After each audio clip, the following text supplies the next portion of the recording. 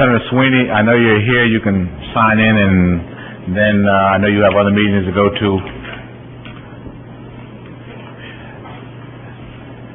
Let me start out before we get started. Is we actually lost one of our members to this body that has been working very arduously on this budget. Happened suddenly, and so I'm going to ask everybody to rise and give a moment of silence for Glenn Cunningham.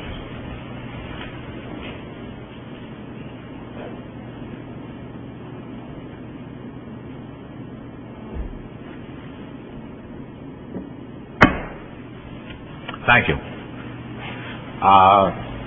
As I get started, we want to welcome also, and I don't see him right this second, where is he? Joe Doria. Joe Doria is now going to be our new member from Hudson County, same district, 31st. So we want to welcome Joe Doria. I don't know whether you want to have a few words to say. I'm fine, Mr. Chairman. Okay. I just want to say I'm very happy to have the opportunity to work with all of you and settle this education that brings me here. Something that none of us planned or any of us have wanted, but obviously I'm going to work hard for the citizens of the 31st Legislative District here in the City of Bayonne, and I look forward to working with all of you to the benefit of the state. We certainly welcome you. Let me start out by, again, I usually say this, that if anybody has a cell phone, please put it on vibrate. If, in fact, you get vibrated and you feel a need to talk to that person, there are doors to your left. Please walk out the door and take that message so that we won't interrupt the speakers today. Let me try to get the committee, let me give you some what I call housekeeping. This meeting will be continued on Thursday at 10 o'clock. Also, you should set your schedules. We will be also meeting at 10 o'clock on Friday, probably the whole day of Friday, as well as 10 o'clock on Monday. So Thursday at 10 o'clock, Friday at 10 o'clock, and Monday at 10 o'clock. So in case you I want to make sure that folks have an idea of what we're going to do. The meeting today will not be adjourned, but will be continued to Thursday at 10 o'clock. Let me also say from the beginning, let me give you S-1657 will be held. That's the coupling bill will be held today, so anybody on that bill will be probably heard on Thursday. 1659, the establishment of annual assessment of gross receipts of certain licensed ambulatory care facilities will be held today. And I want to make sure that you know that S-1678, we will be taking testimony today, but we will probably not have a vote on it until Thursday because this committee, which we will have by that time, will have the cap bills at that time that will be talked about and joined in with 1678. But I want to make it very clear, we will be taking testimony today. We will not be taking testimony on Friday. We will just have a vote. On Thursday, we'll just have a vote on it. Okay, that sort of sets the parameters. Yes. 1657 we're going to hold, and 1659 we're going to hold. Okay.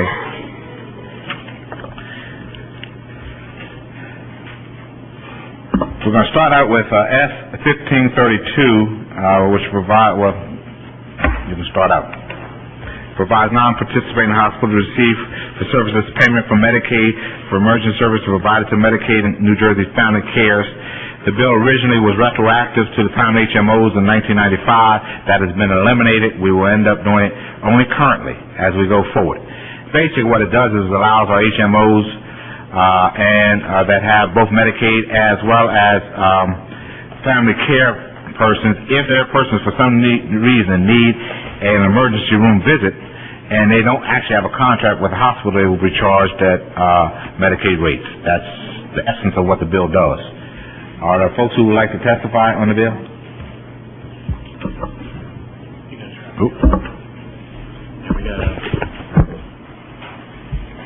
John Kirchner from AmeriChoice wants to testify in favor of the bill. Would you like to testify? John.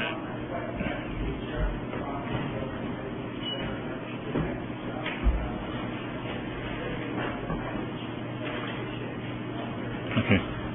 Thank Thank you. And we also have John Kern of Amerigroup, who has indicated his support for the bill. Doesn't wish to speak?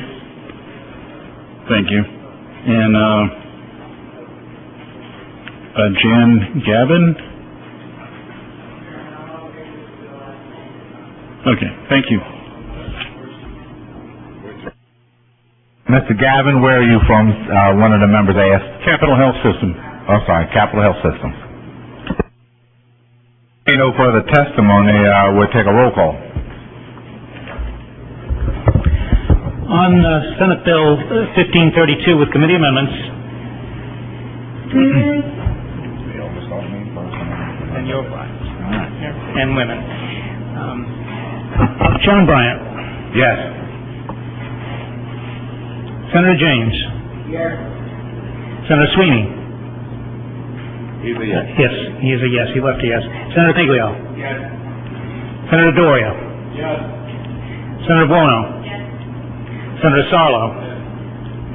Senator Turner. Senator Kenny. Senator Kane. Yes. Senator Bark. Senator Kavanaugh. Senator Bucco. Senator Lance. Senator Littell. Yes. 14 ayes, the bill moves out of committee. Let me say now, because we have a lot of folks who signed up to testify, we will hear anybody's testimony that wants to, but you don't have to feel compelled if you just want to let us know you're either in favor or you're opposed. Secondly, I'm going to ask, for sake of time, please, if you have written testimony, give it to us, but do not read 2- and 3-page statements. Summarize the statements for us. We will have that, and it will be part of our permanent record. I want folks to know that. Your written testimony will be part of the permanent record, and just give us a summary of that if possible. Let me go now to Senate Bill 1654, Senator Lesniak, changes the phase-out schedule, Transitional Energy Facilities Assessment Unit rate surcharges. You want to give a slight description of that, Bill? Mr. Chairman, this bill freezes the Transitional Energy Facility Assessment, or TIFA, unit rate charges at the calendar 2004 year rates for 2 years, and then reduces the unit charges over a 4-year phase-out period from 2007 to 2010. After December 31st of that year, the TIFA assessments are eliminated to comport with the original planned phase-out of the tax as had been proposed in the 1997 Energy Tax Reform Law. The only person that signed up is from taxation, but they're here to be available to the committee for technical questions only. That's Mr. Marsh. So are there any discussion by the Senate committee? Seeing none, roll call. Oh, let me have a motion in a second. Moved by Doyle, second by Bono. Roll call, please. On Senate Bill 1654. Senator Bryant. Yes. Senator James. Yes. Senator Sweeney. Yes. Thank you, Mr. Chairman. Senator Coniglio. Yes. Senator Doria. Yes. Senator Buono. Senator Sarlo. Senator Turner. Senator Kenny. Senator Kane. No. Senator Kavanaugh. No. Senator Bucco. No. Senator Lance. Senator Littell. No. 9 yeas, 5 noes. The bill moves out of committee.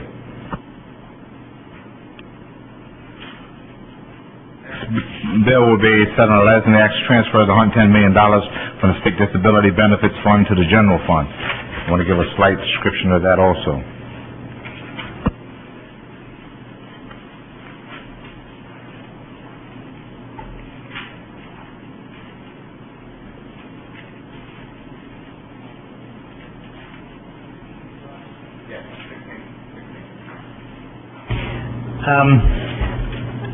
As the chairman said, this bill authorizes and directs the state treasurer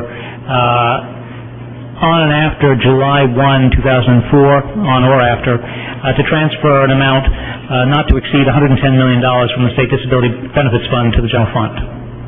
That's it. It's also my understanding that the bill also requires that if for any reason the fund could not support persons who become disabled, that the general fund would then actually pay it if in fact there were not enough funds in any one year.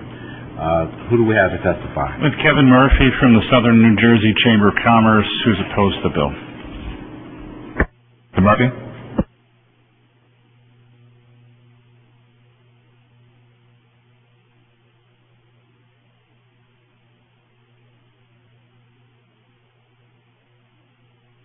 Mr. Murphy, any other questions by the committee? Then a roll call if we can get a moved and second. You move the bill, Senator James? Moved by Senator James. Senator Clegg-Real, you second it? Yes, I do. Thank you. Roll call. On Senate Bill 1655. Senator Bryant? Yes. Senator James? Senator Sweeney is in the affirmative? Senator Sweeney is in the affirmative. Senator Clegg-Real? Yes. Senator Doria? Yes. Senator Buono? Senator Sarlo? Senator Turner? Senator Kenny? Senator Kane? Senator Buck? No. Senator Kavanaugh? Senator Bucco? Senator Lance? Senator Littell? 9 yes, 5 no, the bill passes out of committee. The next bill we'll do is Senator Kenny's bill, 1656, requires $100 million in unemployment taxes to the health care subsidy fund, changes the threshold for employers and unemployment taxes. As I understand it, it's $100 million to support charity care out of the unemployment fund. It reduces the trigger for unemployment taxes so that neither employer or employees would end up having any further obligations to pay any more than they're paying presently. Unless you have something to add, Senator Kenny. I think you summarized the bill. There's about $1.5 billion in this fund currently. At the end of the year, the fiscal year, it's expected to be about $1.3 billion. We're taking $100 million for the health care subsidy fund. We've been doing this since 1996. There also are amendments on the bill that have been passed around. The amendments would take an additional $60 million to the $100 million for a total of $160 million. And that $60 million would be used for job training, those who are unemployed. So it'll be a total of $160 million. And again, we've done this 7 or 8 times in the past, and I would ask that we have support for this. Have anybody to testify? You got Mary Marchetta from the New Jersey Hospital Association testify in favor of the bill.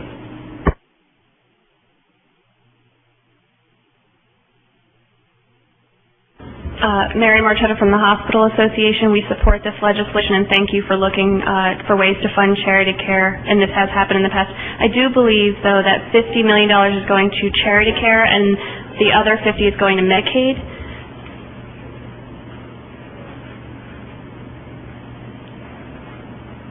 You're accurate on that amount.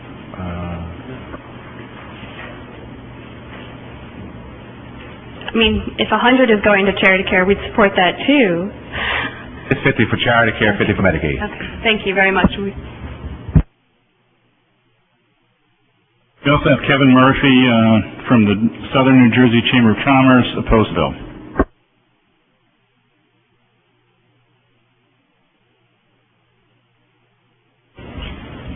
Thank you, Mr. Chairman. Good afternoon. You have a written comments again. Just want to go over some of those points with you. We oppose the use of the funds for anything but unemployment trust fund. As far as charity care, we believe that the charity care is a societal responsibility and there should be funded by a broad-based revenue source that all the residents of the state of New Jersey contribute to. In addition, providing care to the indigent and uninsured is necessary and a rightful responsible priority of the state. Third, charity care should be funded at an adequate level. The way the state currently provides reimbursement to hospitals is not adequate to reimburse the hospitals that provide the care. The Chamber believes that since the state mandates hospitals provide this charity care, it is incumbent on the state to ensure that hospitals are adequately reimbursed for the cost of providing this care. Thank you. Any questions by Senator Lance? Thank you, Mr. Chairman. Not a question, but a comment, if I might, if that's appropriate at this time, perhaps. Thank you. Thank you. Thank you. Does anyone else want to testify?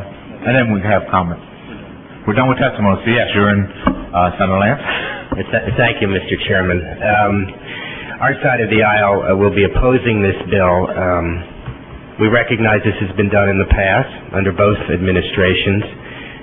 We believe the fund is now at a level where we should no longer continue with this. And the reason we raise this, Mr. Chairman, is that it is our recollection that when the Commissioner of Labor came before this committee for his testimony on his portion of the state budget earlier in the spring, we recall that the Commissioner of Labor testified against this diversion, and I have checked that today with the Nonpartisan Office of Legislative Services. And so on this matter, for the reasons I've expressed, and in particular based upon the testimony of the Commissioner of Labor, our side of the aisle will not be supporting this. Thank you, Mr. Chairman.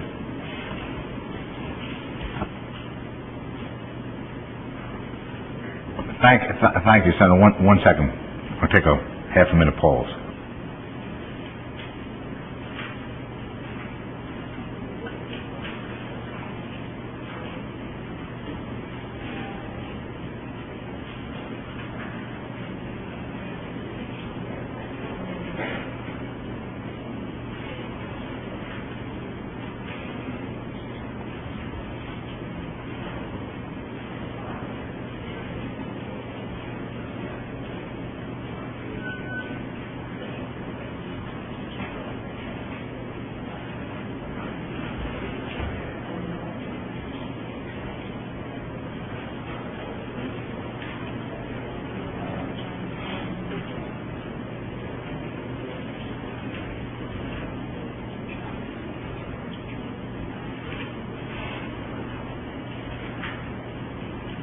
I'm going to clarify the amendment that has been added prior to any vote. So, Don, would you give us a clarification of what the amendment does?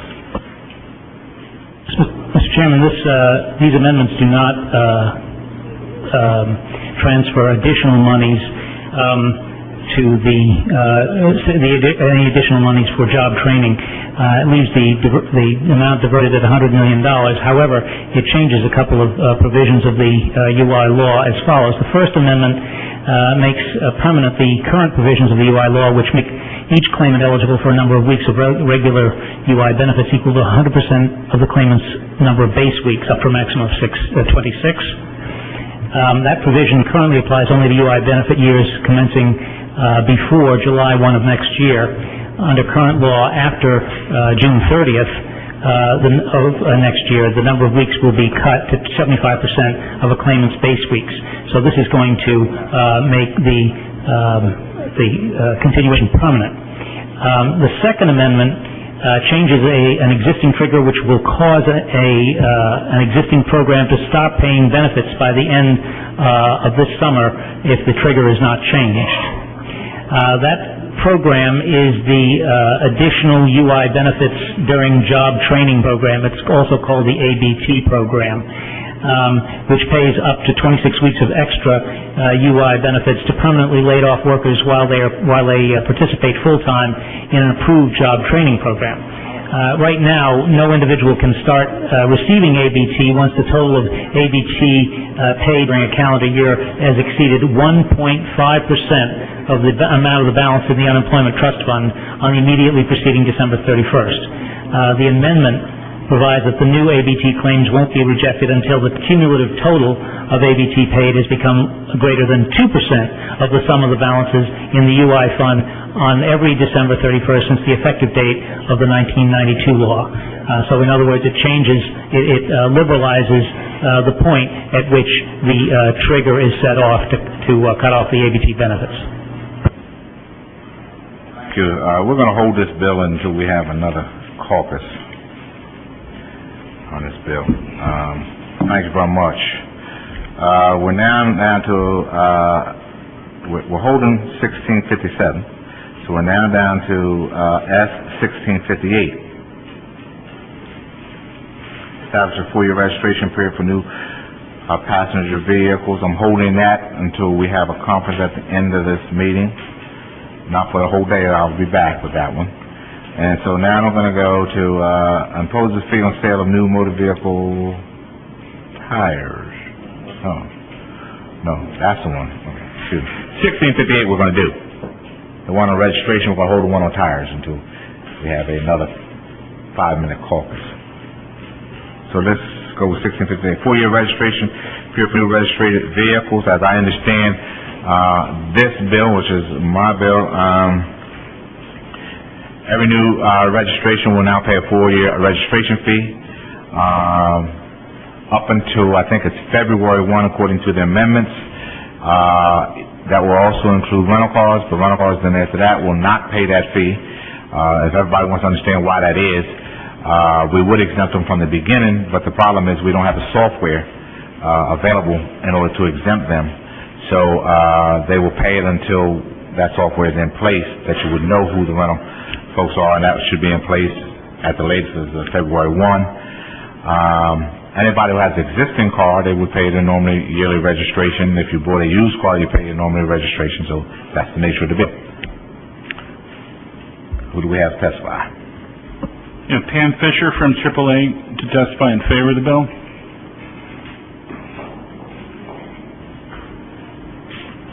Fisher, welcome.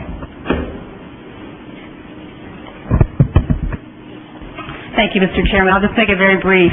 We've been monitoring this bill very, very carefully. Obviously, as a motorist organization that represents about 2 million motorists here in New Jersey, we have concerns. We've had a lot of conversations back and forth with the Motor Vehicle Commission about how this will work. The good news is it does not involve an increase in the current registration fees, which we're pleased to see. There will be credits in place for people who do not keep their cars for the 4-year time period. We wanted to make sure that people were not penalized in that respect, and that obviously we will be out there very aggressively educating the motoring public and the members about how this will work, because there is a lot of confusion. But we are satisfied that the legislation does not cause any changes to the fee structure, and that folks will get those credits as they have in the past. It remains in Title 39. The statute's there, so we're pleased about that. Also, and you just reminded me, with lease cars, it's a maximum of 4 years, but it runs with the lease. So if the lease is 2 years, it's a 2-year, you pay 2-year registration. If it's 3 years, you pay 3-year registration, and so on. Any questions of Ms. Fisher? Yes. Senator Bucco, then followed by Senator Littell. You have questions for Ms. Fisher? Thank you, Mr. Chairman. Question I have is, on the out years, if we're going to collect this up front now, on the out years, how are we going to anticipate the lost revenue? Or are we going to get that monies back again? Are we going to be looking for fee increases somewhere else then? Because we're collecting it up front, and then in the out years, you're not going to be collecting those fees again. And I have a concern about that. That's not necessarily true, because what happens is when we do 4 years on a new vehicle, every year you will continue, as folks buy vehicles, to do 4 years. So there are no out years. You're not having the re-registration of vehicles. I still think there's going to be a shortfall in revenue coming in. We're not doing all vehicles. What I'm saying is, I have a car that's a 2000. I will pay my 1-year registration. I also have a car that's 2002. I'll pay my 1-year registration. But if I bought a 2004 tomorrow or July 2nd, I would pay it 4 years.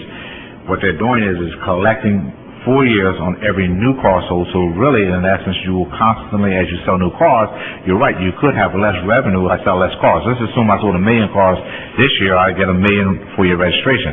If I only sell 900,000 next year, I get 900,000. So in essence, we'll continue year after year as you do new cars.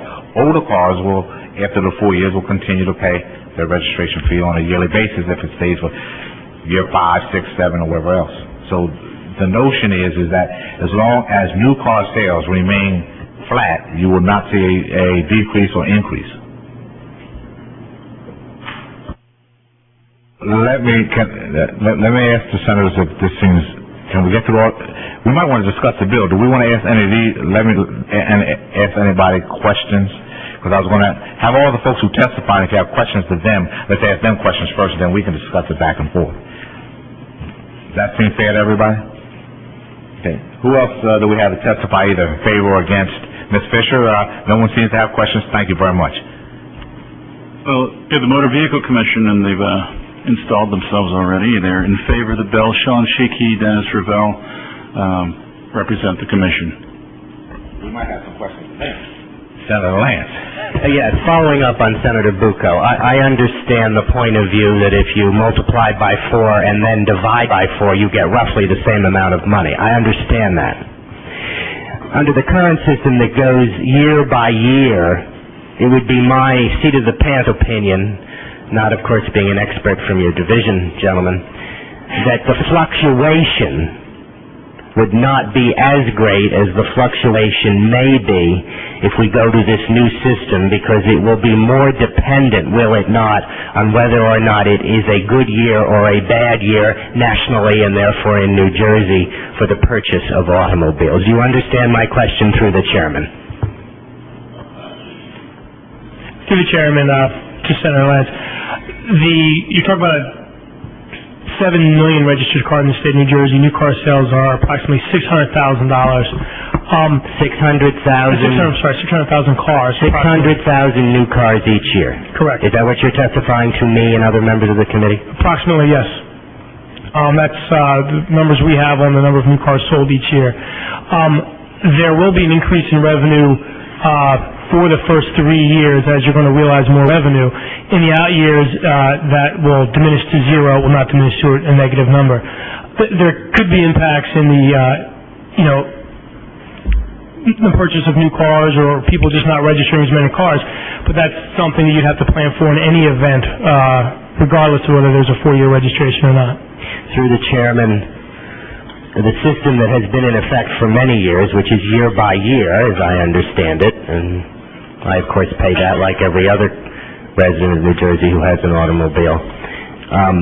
The fluctuation in that current system, I presume, is not particularly large. It is not, Senator. I have a concern, I don't think it rises to the level of a fear, but a concern that under this new system there will be greater fluctuation for the reasons you have suggested in your testimony. Is that of some concern through the chairman to the division?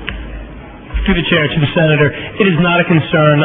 History indicates that the new car sales have been steady to slowly increasing over the last several years, and again, you're talking about less than 10% of the total registrations within the state.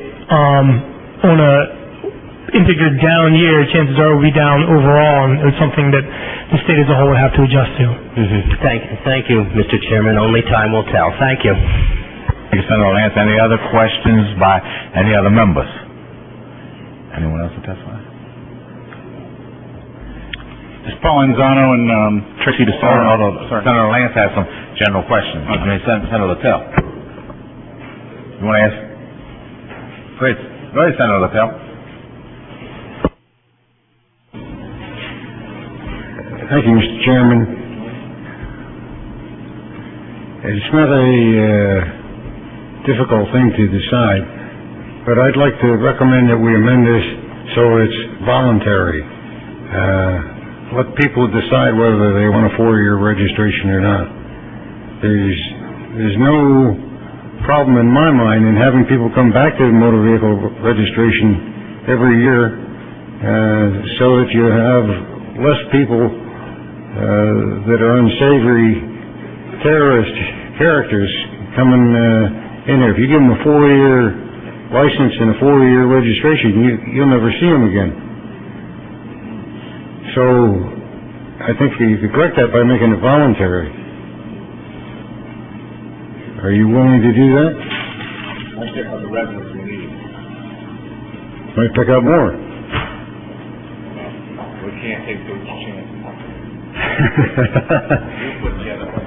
If that's a motion, I'll second Senator Littell's motion. Not at that stage yet. We're having a discussion, and I still have some folks who want to testify. I'm excited about any motion made by Senator Littell. I understand. Let us call the additional folks who want to testify, and then we'll proceed from there. Actually, no one else wants to testify. Does Provenzano and Tracy DeSarno represent Hertz and Enterprise Rental Cars, and they're indicating their support for the bill. Okay, now, we have, so I want to be fair with everybody, we have a bill that also has amendments that deals with the rental car situation, but Senator Littell wants to put up another amendment. So why don't we deal with that amendment at first, and then we deal with the bill as amended, assuming his either passes or doesn't pass. Senator Littell's amendment, as I understand it, wants to make the system of 4-year registration as voluntary. I am opposing that amendment because we need the revenues that are more definite in terms of as opposed to whether folks voluntarily pay for it. Yes.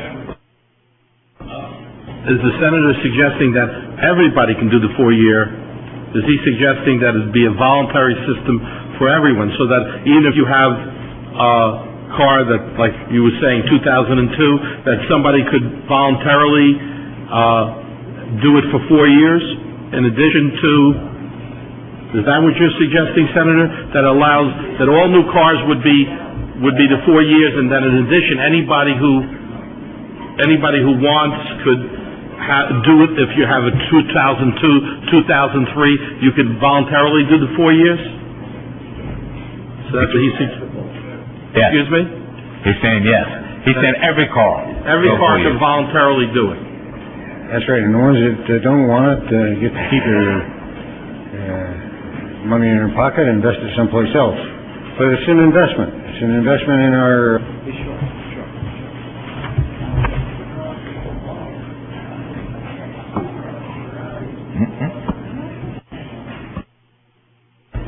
I'm not sure how all of us would rule on the state mandate, state pay.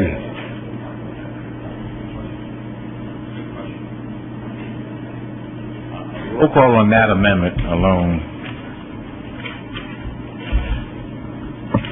On Senator Littell's proposed amendment, seconded by Senator Lance. Senator Bryant? No. Senator James? Senator Coniglio? In the negative. Senator Doria? No. Senator Bono? Senator Sarlo? No. In the negative. Senator Turner? Senator Kenny? Senator Kane? Yes. Senator Bart? No. Senator Kavanaugh? Senator Bucco? Senator Lance? Senator Littell? Yes. A motion fails. Now, can I have a motion to approve the bill as amended originally? Moved by Doria, second by James. Roll call. On the Senate committee substitute for Senate 1658, Senator Bryant? Yes. Senator James? Yes. Senator Sweeney is in the affirmative? Yes. Senator Coniglio? In the affirmative. Thank you, Senator. Senator Doria? Yes. Senator Bono? Senator Sarlo? Senator Turner? Senator Kenny? Senator Kane? Senator Bark? Senator Kavanaugh? Senator Bucco? Senator Lance? Senator Littell? No. 9 in favor, 5 against. The bill moves out of committee. Let's now go to Senator Turner's bill, S-924. Excludes armed services combat zone pay from gross income taxation. Senator Turner, do you want, or you want us just to have it read by the committee? I can do it, okay? Senator Turner. This bill would exclude compensation paid to members of the U.S. armed forces while they're in a combat zone or if they have been hospitalized as a result of injury while serving. I think this is the least that we can do in the state of New Jersey is to provide whatever financial assistance that we can to these men and women as well as their families, because they are making a tremendous sacrifice for us.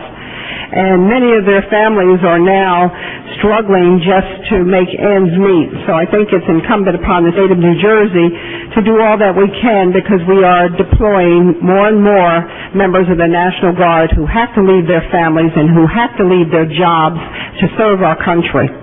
Thank you. Thank you, Senator Turner. We have a host of folks who want to testify for, and Senator Lance. Yes, Mr. Chairman, I realize you have a very difficult schedule today. On behalf of the 6 members of the minority who serve on this committee, we are fully supportive of Senator Turner's bill and would like to be co-sponsors as well, sir. Make everybody on the whole committee as co-sponsors is a great bill, so would you make sure that happens? There's nobody to testify on the bill. Are there any other questions by anyone else? Then we'll have a roll call, and we'll add every member as co-sponsors. Thank you, Senator Lance. Moved and second. On Senate 924, as referred, Senator Bryant? Yes. Senator James? Yes. Senator Sweeney? Yes. In the affirmative. Thank you, Senator. Senator Coniglio? Yes. Senator Doria? Yes. Senator Buono? Yes. Senator Sarlo? Yes. Senator Turner? Yes. Senator Kenny? Yes. Senator Kane? Senator Bark? Senator Kavanaugh? Senator Bucco? Yes. Senator Lance? Senator Littell? S924 receiving 13 votes in the favor. It will now be moved out of committee. We'll now go to S1662, Carter-Madden Bill, supplemental appropriation of $3.6 million in state and federal funds to expand the traumatic brain injury waiver. Do we have any? We have about 3 or 4 witnesses, but we'll hear from Don first in terms of what the bill does, and we'll go through the witnesses and then we'll ask questions. Mr. Chairman, this bill appropriates $1.8 million in state funds and $1.8 million in federal funds to enable the state to increase the number of slots in the Traumatic Brain Injury Waiver Program, the TBI waiver program, from 250 to 300. As the Division of Disability Services currently has about 170 people waiting a slot in the TBI waiver program, this appropriation will enable the state to reduce the number of clients on the waiting list by 50. Great, George. If 2 people signed up to testify in favor of the bill: William Ditto, Director of Division of Disability Services, Human Services, and Tom Grady from the Brain Injury Association of New Jersey.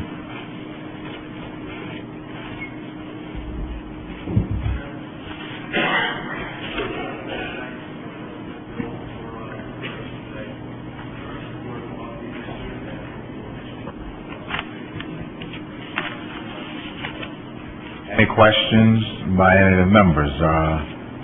Seeing none. Moved by Bono, second by... Oh, I'm sorry. Other folks who want to testify. I'm sorry. Let's make sure everybody gets an opportunity to testify. Yeah. We have a couple of people testifying against the bill: Marie and Frank Tetto from my community care team. The Tettos?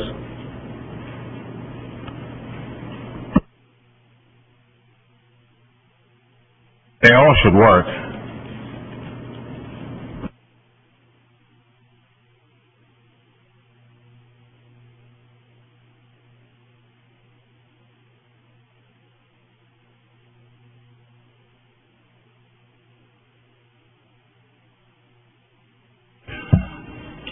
It pains me to be against this bill because I believe that people need to be at home and in the community with their families. The problem is not in the bill. The problem is in the eligibility criteria for this bill. I don't know if the senators are aware of what the criteria is, but my question to you is, whom are we excluding and why? The first people we exclude is people that are not Medicaid eligible. And I know government has limited resources, but my question to this committee is, should individuals and families have to bankrupt themselves to get critical services? But I possibly could compromise on that criteria. The next criteria is more difficult to compromise on. The bill is restricted by age. You have to be 18 years of age or older to be in this program, or you have to be under the age of 64. We all know that accidents and brain injury can happen at any age, and the sequelae from brain injury is a lifetime. So again, why would we exclude people under 18 and people over the age of 64? But the most bizarre criteria... Excuse me a second. I just heard a phone go off. For those who were not here in the beginning, I ask that you put them on vibrate. It is very rude to have a phone go off while we're having testimony. If, in fact, you feel you need to keep your phone on, please leave this room so that we will not disturb the folks who are testifying. I don't want to have to ask folks to be escorted out because they fail to respect folks who are testifying. Please continue. Thank you. The most bizarre criteria is that this bill excludes people from participation no matter how old they are if they don't choose, and I want to repeat, if they don't choose to have a brain injury after the age of 16. This is like Bizarro World. Who can choose when to have a brain injury? And as the parent of this young lady who will testify next, I am appalled that you would not want to support her aspirations to live at home and in the community with her family. She is excluded from this program. She has been excluded for 6 years, and unless the legislation, the regulations for the eligibility criteria is changed, she will be excluded all of her life, and as early as this August, she will be institutionalized in the state of New Jersey against her wishes, against my wishes, and in violation of her civil rights. I ask you to table this bill. Thank you. I have written testimony for the committee. If you have it, please give it to staff, and they will make sure we all get a copy of it.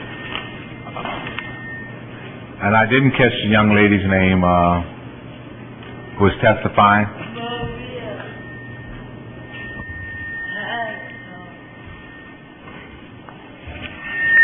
Make it red so that we can hear her.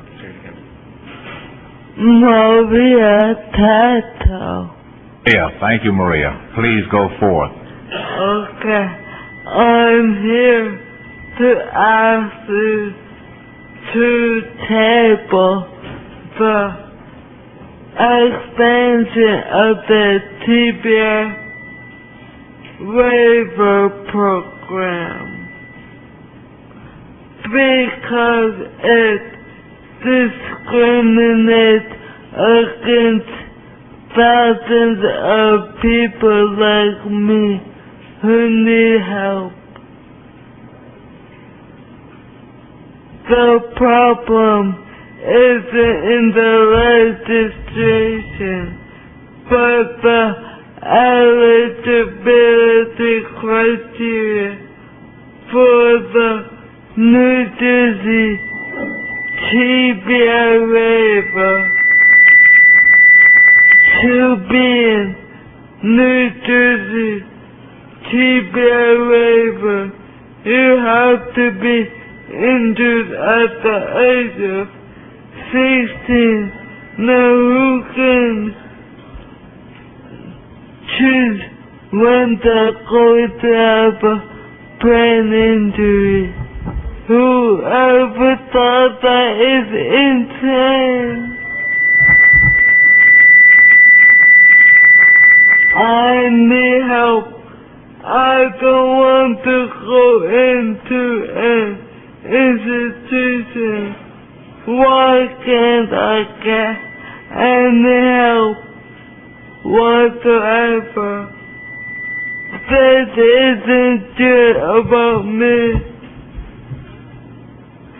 Just this past week, a 12-year-old girl in East Orange was hit by a car and suffered brain damage. Why should she be at risk of going into an institution like I was?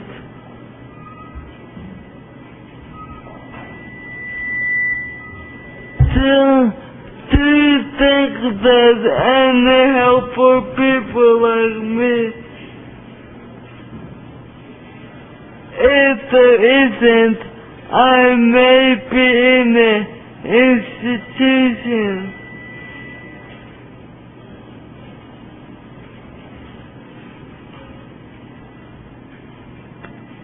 I may go into an institution as early as August.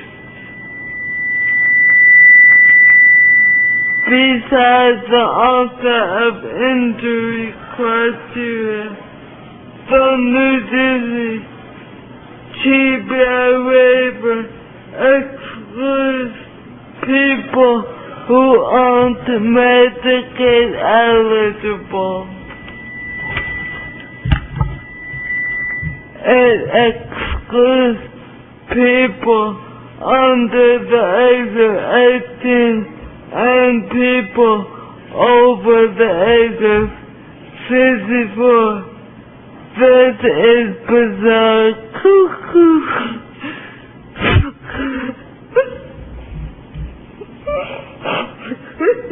Take your time.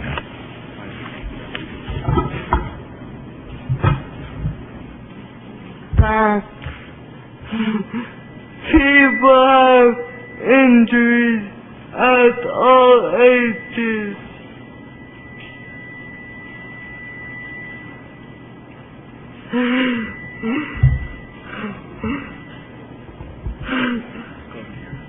I am the co-founder of my community care team. We, like former Governor King, believe in the politics inclusion. Why does the TBI waiver have so many exclusions? Don't release this bill until the waiver includes all people with brain injuries from 0 to 999. Don't release this bill until the bizarre criteria of TBI at the age of 16-year-old is scrapped. I may go into an institution in August. It's too late for me. But maybe if I go in, they will change the criteria.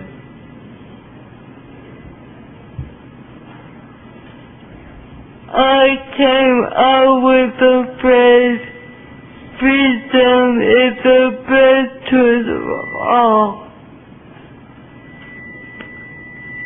Please hold this bill until the Department of Human Services changes this eligibility criteria.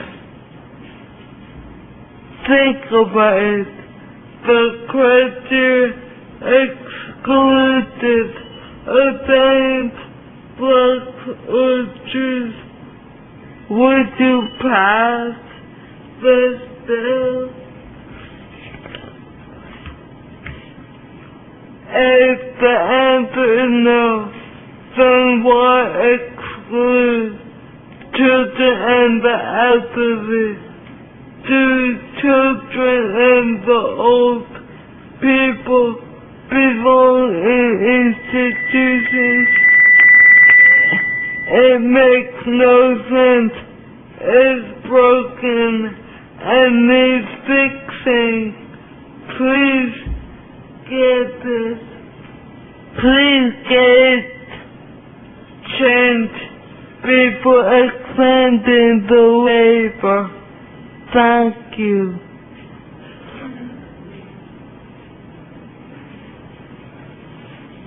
Thank you very much for your testimony. You're welcome. Let me say at this time, because I don't know the answers to what you have posed in terms of age restrictions, and we've asked Mr. Ditto, who comes from the division, to give us an explanation. I don't know whether there are federal regulations that require this or not, but at this juncture, we're going to hold the bill until we can get an explanation from the division with regards to the two issues you raised about age restriction. I know the other thing about income restrictions, that happens in a lot of federal programs about whether you have to be qualified for Medicaid or Medicare in order for you to take certain services. So that's fairly standard. But the notion that someone has to be over 18 or under 64 seems a little bit different than I'm used to understanding how these programs work, unless there are programs for each one of those somewhere else. So we're going to wait and see if, in fact, the department can send us someone. So right now we're going to hold the bill until we get some further explanation. And that's on both sides of the aisle. I think folks believe that we need to hear some explanation on that. Senator Lance? Thank you, Mr. Chairman. And I want to commend the chairman and the majority leader. And I want the witness to know that I, as the minority leader and a member of this committee, discussed this with the chairman and the majority leader as you were testifying. And Ms. Tetto, this is an example where the testimony of a private citizen in New Jersey is taken seriously by all members of the committee. And I agree completely with the chairman and the majority leader, and working with the chairman and the majority leader, I as minority leader, and our members as well as the members on the other side will get some answers to the questions, the very good questions you have raised in your testimony. And it's a civics lesson why we are always interested in the testimony of the public, and we thank you for your testimony today. Thank you, Chairman Bryant. Thank you, Senator Lance. And as I said, that until we can get some full explanation of why we would develop, or there is a program that excludes either person or either age categories, we will not move on this bill. So thank you for your testimony. That is exactly why we ask for testimony, because many times we either amend or we create new programs or we expand programs in order that they might meet the needs of the people of New Jersey. It is our goal always to do the best that we can with the funds that we have. So thank you both, your father and you, for your testimony, and we're holding the bill at this juncture. You're welcome. Thank you. And you did an excellent job. Thank you. We're now going to end up doing Senator Cody and Senator Kane's bill of 1554. Revise the Medicare reimbursement of pediatric rehabilitation hospitals. Senator Cody was here, Senator Kane is here, so do you want staff to give us an explanation of, staff, please give us a small explanation. Fine.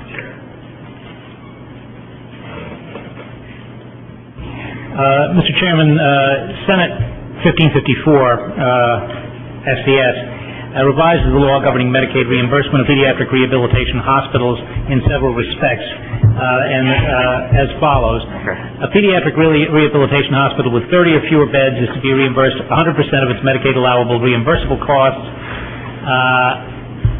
and any 2001, 2002, or 2003 Medicare cost reports that are not settled for Medicaid reimbursement on or before July 1 of this year are to be prospectively settled based on Medicaid allowable reimbursable costs as defined by Medicare principles of reimbursement.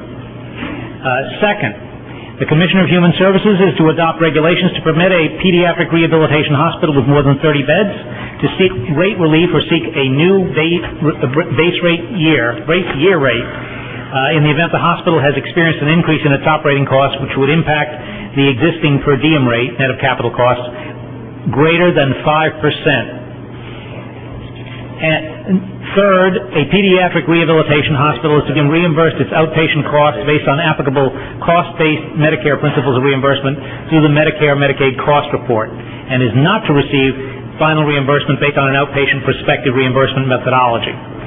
Fourth, a pediatric rehabilitation hospital is entitled to a per diem adjustment to account for increases in its capital expenditures, with the adjusted per diem payments to begin upon project completion and facility operation, and to be calculated based on the Medicaid share of the inpatient costs of capital expenditures made after December 31st of last year. And finally, a pediatric rehabilitation hospital is entitled to a per diem adjustment for its graduate medical education program. That's it. We have one person who wants to testify, not testify, but is in favor. George? Yeah, Warren Moore of Children's Specialized Hospital is indicating support for the bill and is available for questions.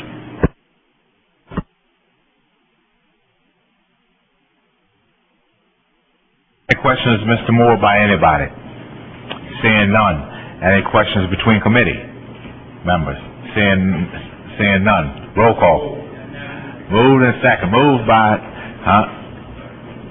you want to move the bill? Second by, Senator Cleave. We're ready. On Senate 1554 SCS. Yes. Chairman Bryant. Yes. Senator James. Yes. Senator Sweeney. Yes. Senator Coniglio. Yes. Senator Doria. Yes. Senator Buono. Senator Sarlo. Yes. Senator Turner. Senator Kenny. Yes. Senator Kane. Senator Bark. Senator Kavanaugh votes in the affirmative. Senator Bucco. Yes. Senator Lance. Senator Littell. 14 yes, 0 nays. The bill is put out of committee. Thank you. The committee is going to take about a 15-minute break. When we come back, just so you know, we're going to do 1626. We're going to revisit 1656 and 1660, and then we're going to take testimony only on 1678. So we'll be in recess for about 15 minutes. So I'd ask all the members of my side of the aisle go back to my office so that we can have a few discussions. Yes. So I haven't decided that yet. If they bring their folks down, we might end up using that too. An hour, 15 minutes. We've had a lot of folks wait for a long while, so I want to make sure some of our seniors don't have to wait too much longer. Let me say to the members, we've contacted the department, and we expect to hold the bill dealing with the brain injuries into Thursday. We asked them to let us understand the full measure, because I don't want to go into real detail, but evidently we got a waiver from the federal government at certain ages, but there's DDD that comes in before you're 18 years old. It's a complex system that is going on. So I told them, take the young lady's testimony, come back to us, tell us how we have actually put together these programs, how they actually function and work, so we can make an intelligent decision whether the way it's functioning is a way that makes sense, that we are servicing both minors as well as folks who get to be 18 years old. So hopefully Thursday they should have that kind of information for us and be able to tell us. So we're going to hold it until Thursday.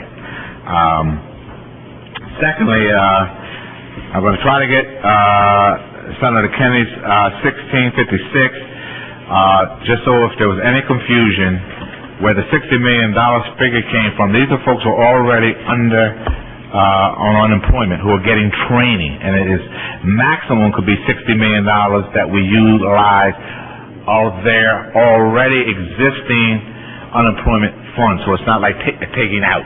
The only thing you're taking out is the $100 million that you're doing to Medicaid and for charity care. The other is just part of the actual fund that you would get paid as a unemployed person, but it's used for training.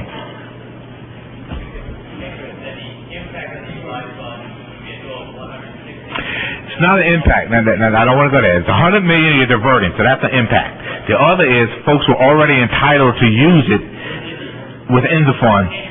That's right, and they're using it while they're in training. That's the difference. But it could amount to up to $60 million that it has not come to that at this juncture, so I just want to let everybody know that before we take a vote on it. There's nobody else to testify. Do I get a motion and a second? Move second. Roll call. Senate Bill 1656? Senator Bryant? Yes. Senator James? Senator Sweeney?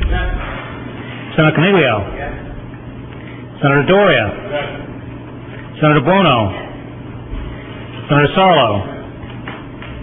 Senator Turner? Senator Kenny? Senator Kane? Senator Bark? Senator Kavanaugh? Senator Bucco? Senator Lance? Senator Littell? No.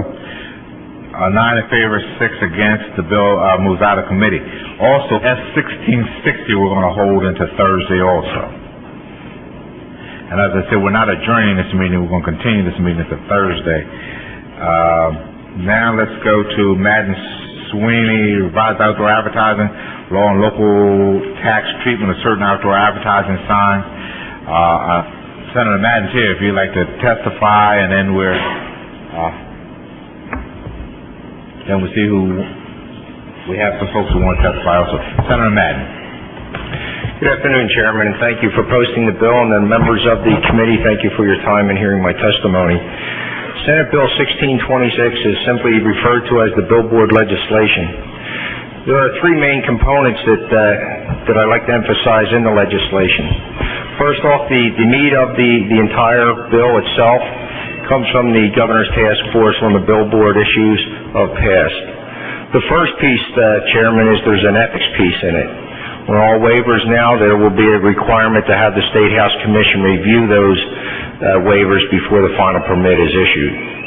The next piece, which is rather compelling, is it will require the billboard industry to pay real estate tax on the structures themselves. Currently, they do not do that. Much like every other citizen sitting in the state of New Jersey, yourself, single mothers, senior citizens, those on fixed income, we all pay the taxes. They will now be able to pay their fair share. The third component is a surcharge on their gross receipts, which will help New Jersey get through its tough times. That sunsets in 3 years. The real estate tax is long-term, it's effective, and all the money goes back to the municipalities. I understand it, it's a 6%, which is a continuation of last year, 6% for the following year, 5% in the sunsets. Am I correct, Senator Madden? It's a 3-year window. It'll be a 6, 6, and 4. 6, 6, and 4, I'm sorry. 6, 6, and 4. Okay. Question by Senator James, Senator Madden. Thank you, Mr. President. Senator Madden, my only concern is that, as you stated clearly, real estate taxes on the structure itself. Most of our communities are going through assessment now. Someone comes to the house, they look at the value of the house, size of the house, whether it's brick, frame, and they make a determination. That's an assessment, and you pay taxes based on that. It's my understanding that real estate taxes on billboard will not be limited to the cost of construction, but a local municipality has the opportunity to include revenue from the company, to include leasing of that structure. If they're leasing it for X number of dollars, that local municipality can also make a charge based on that. So it becomes somewhat nebulous and somewhat each municipality can use their own interpretation of what is a real estate tax on a billboard. Is that your understanding? It's not on the structure itself. My understanding on the legislation, Senator, is that it is on the structure. Currently, the structures are not valued and taxed. They're considered portable. They're wooden or they're metal, and the argument in courts have been made that they can be disassembled and removed. Therefore, they would only have to currently pay tax on the permanent structures. It might be the concrete or the base. and this will allow the local town to assess its tax on the structure itself. Well, Senator, I'm glad to hear what you're saying, because you're the first, as the sponsor of this legislation, to give that clarity. Others are quite making statements that leasing, if the billboard has an income of $100,000, tax will be based on the leasing of that billboard for $100,000. So I'm glad you're stating for the record that it's going to be a mortar and brick issue, as currently we assess real estate property. Thank you.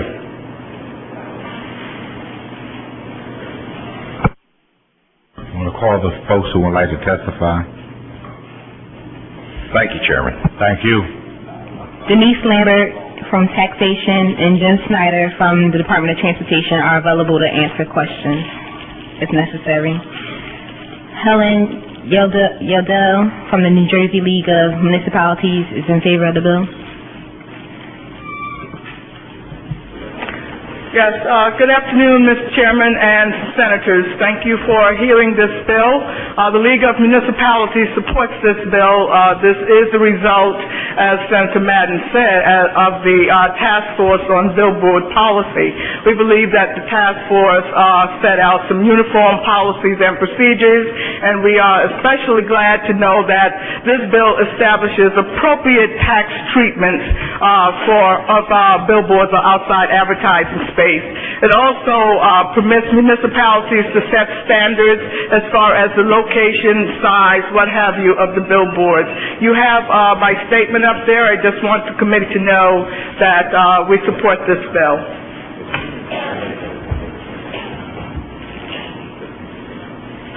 Next we have John Indick from the association. Let me make sure, does anybody have any questions of League of Municipalities? So we'll do it. Administration, well, let me get through the testimony, then we'll do the administration. Thank you. Thank you. Next is John Indick of the Association of Municipal Assessors of New Jersey. Hi, In favor. John Indick on behalf of the Association of Municipal Assessors of New Jersey. Just want to join the League of Municipalities in supporting this legislation. Really what it does is, the section of the bill that affects real estate is being amended to include steel-structured outdoor advertising signs. Currently, it's my understanding, it's only the wooden structures that are now subject to local real estate taxation. This provides some consistency in the treatment of outdoor advertising, and it'll be assessed in the same manner as any other properties would be assessed. Any questions by any member of the committee? Thank you very much. Who's next? Ken Klein of the Outdoor Advertising Association of America, opposed to the bill. Mr. Klein. Thank you, Mr. Chairman, members of the committee, sponsor. We appreciate the chance to comment on 1622 on behalf of the outdoor advertising industry. Regarding the chairman and regarding the sponsor of the bill, we'd like to say that we thank them for their willingness to hear our views on these matters. Going back to last summer, likewise, we appreciate the chance to testify before the Governor's Task Force that examined these issues. Throughout this process, consistently, we have supported good government, we have supported reforms designed to advance ethics and designed to advance fairness. For example, we support transparency of ownership interest, we support a rational hearing process, and we support a rational bidding process. At the same time, Mr. Chairman, we've also been consistent in our opposition to tax policies that we view as unfair, that are contrary to previous legislative action by bipartisan majorities of this body and the Supreme Court ruling on this matter, or that carry serious First Amendment ramifications. Mr. Chairman, in the non-tax area, we do not support the section of this legislation that provides for a government cap on outdoor advertising space on state lands. And as we have stated prior consistently over the last year, we have a concern about a section of the legislation, Section 7, that would actually take away authority from local control. Under current procedure, a state entity would obtain municipal advice and approval for non-government projects such as a billboard. The pending legislation says that a state entity need only submit a plan for a billboard to municipal planning planning board for advice, but not for local approval. From the local standpoint, municipalities should ensure they have local control. From a private sector standpoint, the state would receive a competitive advantage over private operators who must abide by all local land use regulations. Thus, in sum, the playing field would be decidedly tilted in favor of the state. Mr. Chairman, for more than a century, the outdoor advertising industry has been a proud part of New Jersey's business community, helping to create jobs, helping businesses and the state communicate with consumers, and helping many, many nonprofits and charities advance worthy causes. Mr. Chairman, members of the committee, members of the legislature, we look forward to serving our advertisers and our communities for the next century. Thank you. Thank you very much. Any questions? Okay. Now, Senator Kane, I think you said you had some just discussion. There are no questions about... That's right, of the state administration. Would you call the two administration people, see if they're... Denise Lambert of Taxation and Jim Snyder, Deputy Commissioner of the New Jersey Department of Transportation.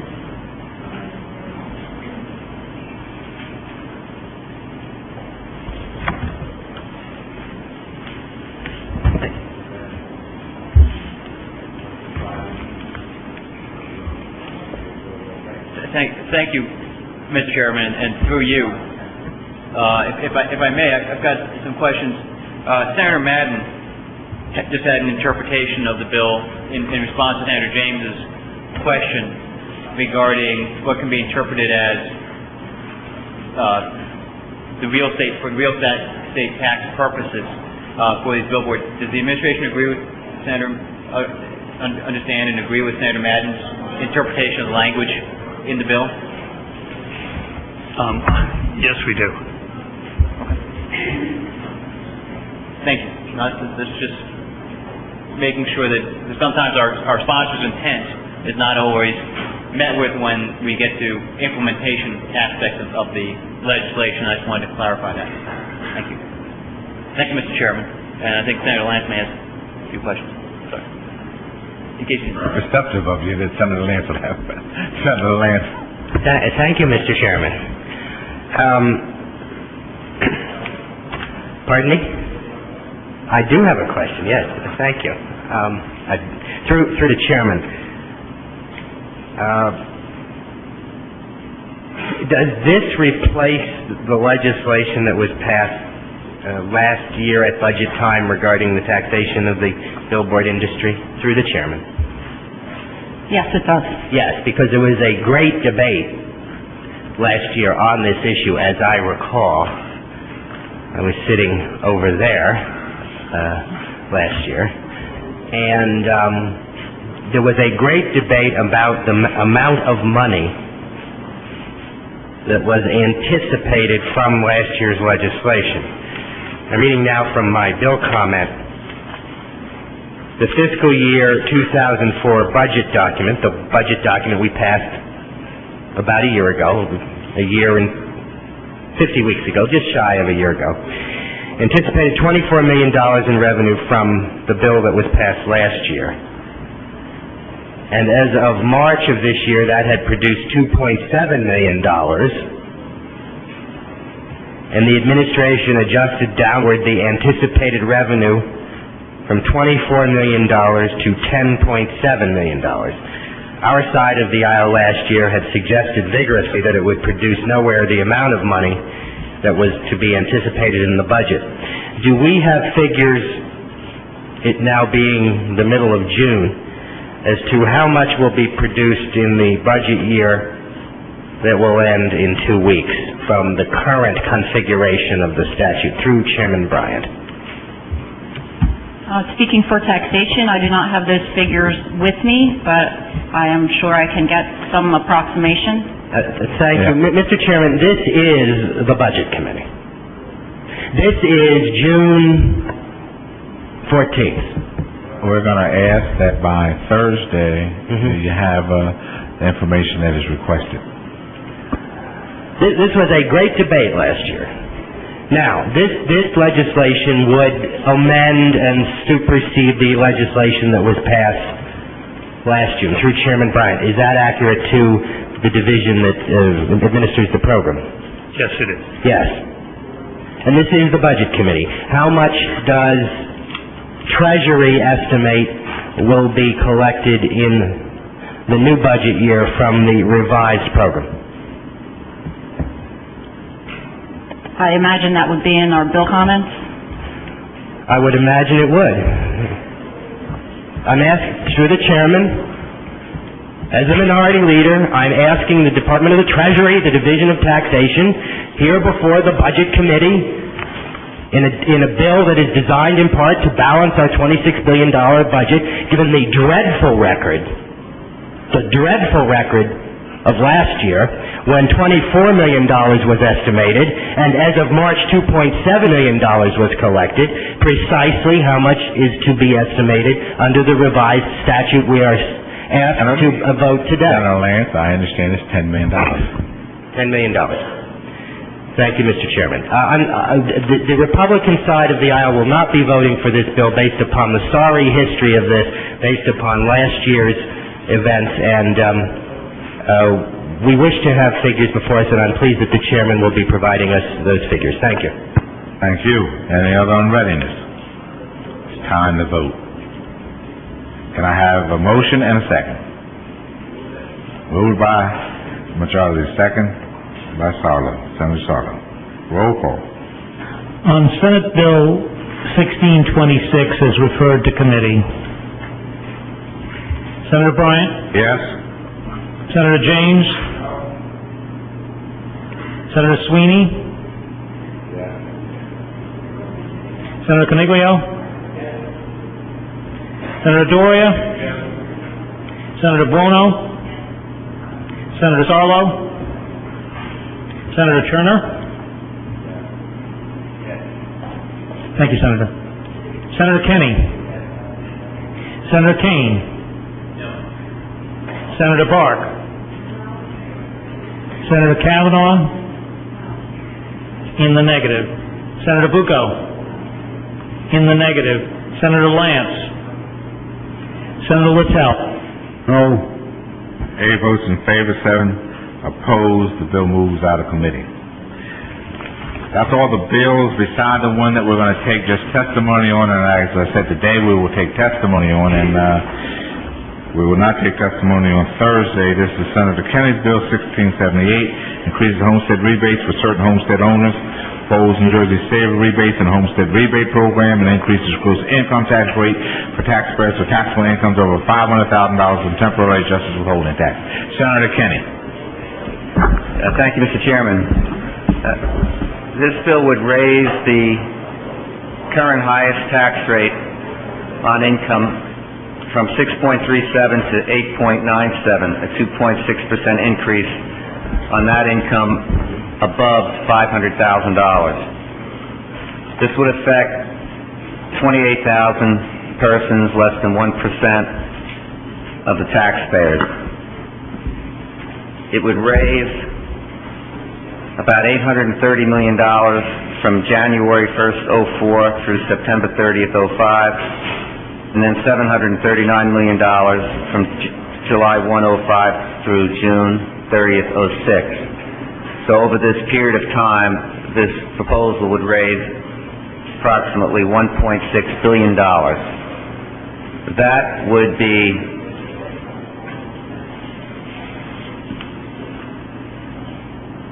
distributed to 1.8 million households over that 2-year period. Of that 1.8 million households, 1.2 million would be senior citizen households, and the other 600,000 would be non-seniors who qualify under the bill. Seniors and disabled will receive checks up to a maximum of $1,200.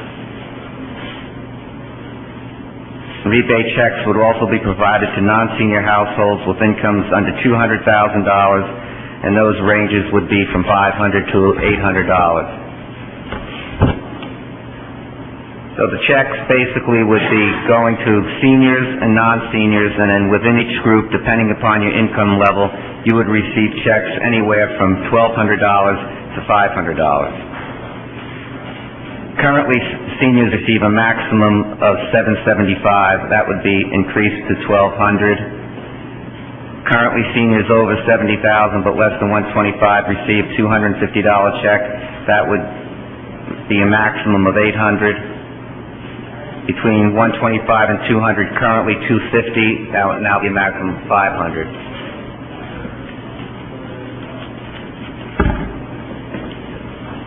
For non-seniors, if income's less than $125,000, checks would range between $600 and $800. Currently, they receive $250. And if it's more than $125 but less than $200, it would be a flat check of $500. Non-senior tenants would receive an increase from the current check of $100 to $150, which represents $35 million worth of spending.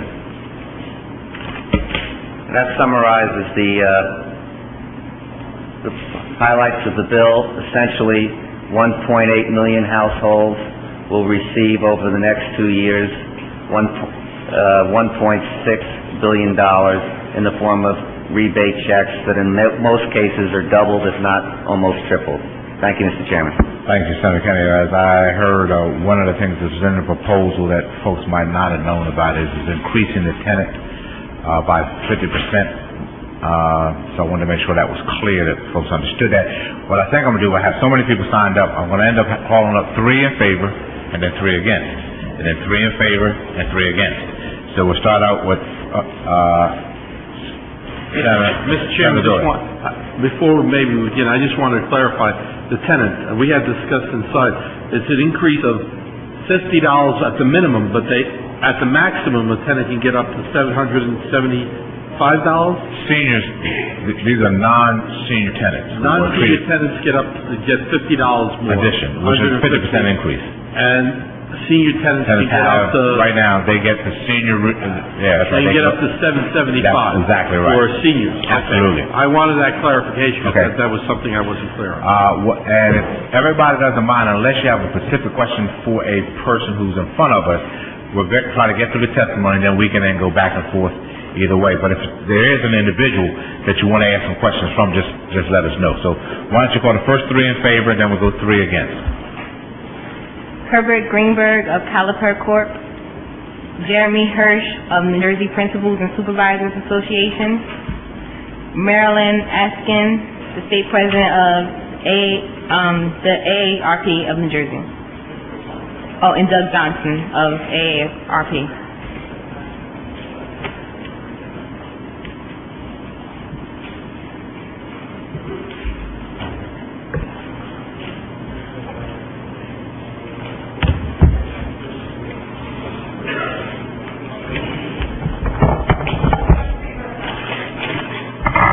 Good afternoon. Chairman Bryant, thank you for this opportunity to testify in favor of Senate Bill 1678. My name is Marilyn Askin. I'm the president of AARP New Jersey. And on behalf of AARP and our 1.35 million members in New Jersey, we ask you to approve this plan for fair, immediate, and targeted property tax relief. Property taxes in New Jersey increased 52% over the last 10 years. In just the last 2 years, property taxes have increased an average of 14%, according to reports in the Star Ledger. People on fixed incomes cannot afford the situation to continue. AARP supports Governor McGreevy's property tax relief plan as embodied in Senate Bill 1678 proposals to provide immediate relief to over 90% of New Jersey property taxpayers because it will do the following. It will increase maximum homestead rebates to senior citizens to $1,200. It will increase rebates for 1.2 million families from an average of $250 to a maximum of $800. And every penny of this will be for property tax relief, not a dime for more government. In addition, AARP New Jersey supports Governor McGreevy's proposal for cost control reforms to cut government spending. We live in a world of acronyms, and I'm going to throw out another acronym for you.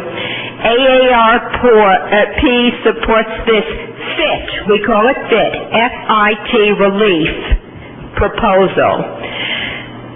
F for fair and equitable. People in similar circumstances should face more or less the same tax burdens. We call this horizontal equity. And there's also vertical equity. People with lower incomes should pay less tax as a percentage of income than higher income people. Immediate. Property tax relief checks will begin to be mailed out in July of this year if you approve the bill. And it's targeted. Property tax relief programs help those who need help the most. It puts money in the hands of people most hard-pressed by property taxes. And although we support S-1678, we would also support efforts to include tenants for relief, since approximately 18% of their rent goes to property taxes. Years of state and federal tax cuts have disproportionately helped the people who need it least, while middle and low-income people have struggled through painful budget cuts and rising property taxes.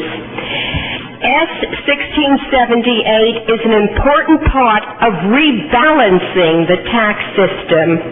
It would raise the state income tax on less than 1%, or 28,000 of households, and yet provide some fair, immediate, and targeted relief to 2 million residents. The people of New Jersey are making it clear that they strongly support raising the state income tax on households making $500,000 plus a year. In recent weeks, AARP and the Fairness Alliance members have been involved in intensive grassroots canvassing and other activities that put them into contact with people at the neighborhood level. People are signing postcards, writing letters, and making telephone calls, urging their legislators to do the right thing. Just in the past 9 business days, we at AARP have clocked more than 500 calls to the legislators in support of the governor's plan for fair, immediate, and targeted property tax relief. Hundreds and hundreds more have signed postcards in support. Polls clearly show strong support for this proposal. Please don't disappoint your constituents. They understand the economic justice of raising taxes on those who can best afford it and using the money to help people who need it the most. They understand that this is a tax increase for less than 1% of New Jersey households and a measure of tax relief for 2 million households. They understand that what's now on the table will relieve pressure to cut critical local services.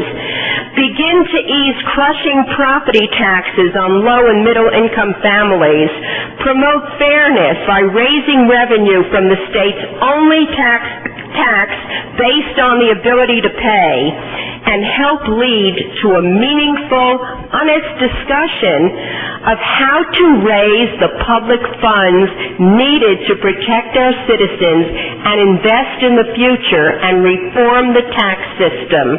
To conclude, AARP strongly urges you to support your bill, S-1678, in order to provide fair, immediate, and targeted property tax relief. I thank you. Thank you, Ms. Atkins, and to the President, and I hope that your very passionate remarks, if we do not have a copy of them, make it available for each member of the committee, and we certainly will take that into consideration. Thank you so much. At our continuation meeting on Thursday this week. But I want to thank you very much for your comments. Thank you. Now, is that Doug Johnson? Jeremy Hirsch. You're going to speak also in favor? Yes. We're taking testimony in favor now, and we'll certainly welcome your testimony at this time. Correct.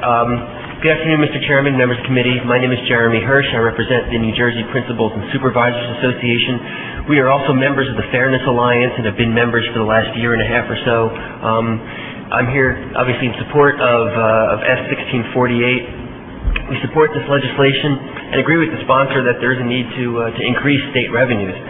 The only thing we would like to say is that we would urge the legislature to consider using some of the money to give more aid to the schools. Over the last decade or so, state aid to public schools has dropped from about just under 50% to its current level of 37%. And we believe that by picking up a slightly larger share and increasing some of the aid to the schools, that alone will bring relief to taxpayers from rising tax rates. Again, very short and sweet, we do support this legislation. We like to see the relief given to taxpayers. We think it's a great idea, and it's tough to follow up on such great testimony, and it was pretty much all said and done there. So that's all I have to say. Thank you. Thank you very much for your testimony, Sandra. Any questions by the committee members? Seeing none, we will continue to call those who want to speak in favor of Senate Bill 1678. No more favor? No? Okay. Who do you have now, in favor? No, you just said favor.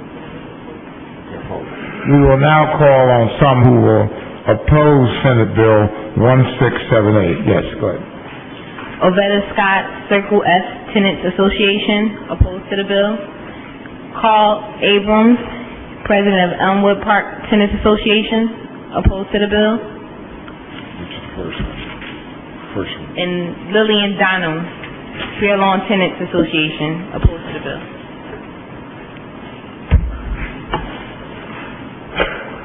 Ovetta Scott, now we have Ovetta Scott going to speak first. I mean, who did you call first? Ms. Scott? You want to speak first, dear. Thank you. Mike's right there. Thank you very much, Ms. Ovetta Scott, Circle F Tenants Association, in Trenton, New Jersey. We welcome you at this time to speak opposed to Senate Bill 1678. Excuse me? You may address the committee now. Thank you very much. My name is Ovetta Scott, and I'm the president of the Circle F Tenants Association here in Trenton. And I would like to say that if there's anyone any more deserving of the tax rebate, it's the seniors.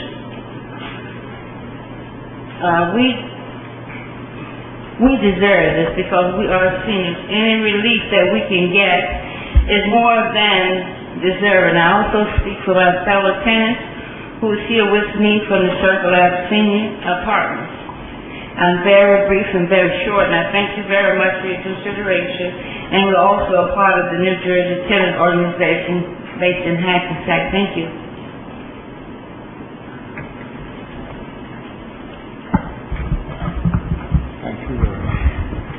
Mr. Chairman, I'm a tenant and I'm on the Fair Lawn Tenants Organization board. I pay property taxes in my rent, and I deserve my fair share of this new tax relief. Thank you. Mr. Chairman, my name is Carl Abrahams. I'm president of the Elmwood Tenants Association in Elmwood Park for the past 32 years. We are the first and the oldest tenant organization established in the state of New Jersey.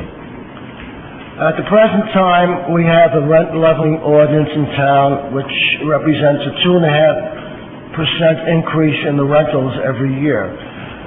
And years past, we have had rental increases on the rent leveling ordinance as high as 6 and 7%. In the last year, Social Security increase in January of 2004 went up, I believe it was 1.5%. Being a senior myself, I know I'm in that group now. However, with a 2.5% or 4% increase, it wipes out whatever Social Security income increase is given to most senior citizens, especially on fixed incomes. Being that we do pay property taxes, and we have this ongoing argument with, the Homeowners Association for many years, which they always claim that the renters do not pay their fair share of taxes. Now, if we calculate the actual numbers in Elmwood Park, we would probably pay about $2 to $3 million a year to the borough in taxes alone. I don't think there's any one individual homeowner, including anybody in this room today, that pays that kind of tax. So I would really feel that incumbent upon this group to consider the average lower income people that are on fixed incomes that need some relief. Thank you very much. Thank you, Mr. Abrams, and I think we're hearing over and over again that not only should a bill favor property owners, but the tenants who pay their rent, they need some relief as well. And we're hearing that and taking that under advisement as well, too. So we certainly appreciate your concerns on this matter. Do we have any other speakers this time? Viola Sampson of Acorn, Mildred Burton of Acorn, and Carolyn Smith of Acorn. In favor or opposed? They are in favor. All right. Coming forward now to speak in favor of Senate Bill 1678 is Ms. Viola Sampson, Mildred Burton, and Carolyn Smith of Acorn. Ms. Viola Sampson? Yes. You'll be the first speaker. We welcome you to appear before the committee and give your testimony at this time. Thank you. Mr. Chairman and the Senators, my name is Viola Sampson, and I am a resident of Jersey City. And I'm here today because I live on a fixed income, and I'm asking that the property tax stay below level, because when we are on a fixed income, our income is just at one level. And if the taxes keep going up, it hurts the people who are on a low income, because I consider myself as a low income, and we just can't afford to pay the high taxes. And because like when you're on a fixed income, you have so much you have to do with that little money you get once a month. And with the taxes going up, that puts you out of circulation, because where are you going to get this extra money from to meet those needs when the tax increase? So today, we are asking you, because I know it's everybody's dream. When you were young, we go to work, we try to work hard and look forward to owning some property. And it's a privilege and a pleasure, but then when you get to retirement age and the taxes keep going up and you're on a fixed income, then you have the thought of thinking, here, I can't pay my taxes, so I'm going to lose my property, something that I work hard and struggle for all my life, So, I'm just asking today, asking each of every one of you to consider, increasing the taxes, and let the people who make over $50,000 pick up some of the slack, look out for the Over low income $500,000. people. Okay, thanks. Try $500, you get a lot of, you won't get as many people angry at you. Right. I'm just getting a little excited up here when you talk to, when you try to build your future on something, and then when you look around, you're thinking that you can lose it all, But, and it shouldn't be, because, we shouldn't, as seniors, we shouldn't be having that burden. We are at the point in our life where we should be enjoying what's left of life, And that's all I want to say today, so please support Bill 1678. Thank you. Well, thank you very much, Viola. And once you stay over 50, I was getting mad at you. Over 500, I still love you. So we certainly appreciate your comments at this time. We also have Miss Mildred Burton of Acorn. My name is Mildred Burton, and I am a resident of Jersey City. I have been a homeowner for 36 years, and I am on a fixed income because, you see, I am a senior citizen. And so I am in support for the bill. And as you have heard before, all what the senior citizens have gone through and different situations, and I would like to put in that you could kind of consider the tenants to get a share of the tax money from the millionaires. Thank you, Ms. Burton, and we certainly appreciate your comment, and we will make sure that all the members of the committee are afforded the testimony of each of you to conclude. Thank you. Now we have Ms. Carolyn Smith of Acorn, Grant Avenue in Jersey City. Ms. Smith, please. Yes, Senator. My name is Carolyn Smith, and I live on Atlantic Street in Jersey City. Okay. I bring home $790 every 2 weeks, and my mortgage is $1,050 a month. I'm paying $250 every month for taxes, and that leaves me with only $200 each month for everything else currently. And in my view, the whole purpose of taxes is for the whole community to share the load. And I think that people who make more are better able to pay more. And if I personally don't get help from somewhere, I feel I'm going to end up losing my house. And I think that this tax relief should also be used to lessen the burden of low-income tenants also. So I ask you to vote yes in favor of Bill 1678. Thank you very much. Let me thank each of you representing Acorn on your views in support of Senate Bill 1678. And again, all the members of the committee will be afforded your remarks, and we certainly appreciate you coming and giving us your viewpoint. Mr. Chairman? Yes. I'd just like to congratulate my constituents in Jersey City and the Acorn organization, which does a great job. And they're absolutely right. We need this bill. It's an important bill. It's something that will benefit the people who can least afford to pay their property taxes and can least afford to support themselves, given the high property taxes and the cost of living today. So I commend the three of you taking time out to come here today and express yourself in support of the legislation. Thank you. Thank you very much. Any other members of the committee? Let me say one thing, guys. We call others who will speak thank you ladies very much, in favor vote. If someone has already given your viewpoint very clearly to the committee, although you've signed up to speak, it is not necessary for you to actually address the committee. You can simply say you're in agreement with the previous speaker or other individuals who have given your position. We have approximately 20 other speakers who signed up. But if others are saying the same thing passionately as you're going to say it, you can simply tell us you're in agreement with the pro or con, and we will certainly keep a report card on that. We will now call some speakers who are opposed to Senate Bill 1678. Yes. Mitch Kahn of the Bergen County Housing Coalition, Patrick Goldsmith of the Tenants' Rights and Information Network, and Matt Shapiro of New Jersey Tenants Organization. All are opposed. We have first speaker is Mr. Mitch Kahn, Bergen County Housing Coalition. Mitch Kahn?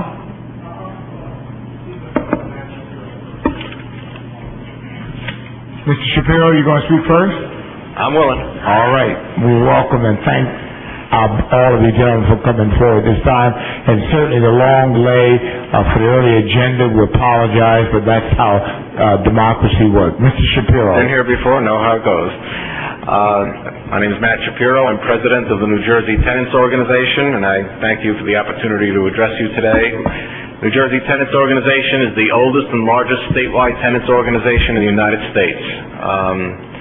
And we have been concerned with the issues brought up by this bill for quite some time. We are one of the first groups that publicly supported a millionaire's tax in the state of New Jersey long before anyone in state government had even heard of the idea. So we still support it. We certainly still do, and although I came up to speak against this bill, I don't know that I can completely do that anymore, given what I heard just before, but I'll make believe I didn't hear it for the moment. We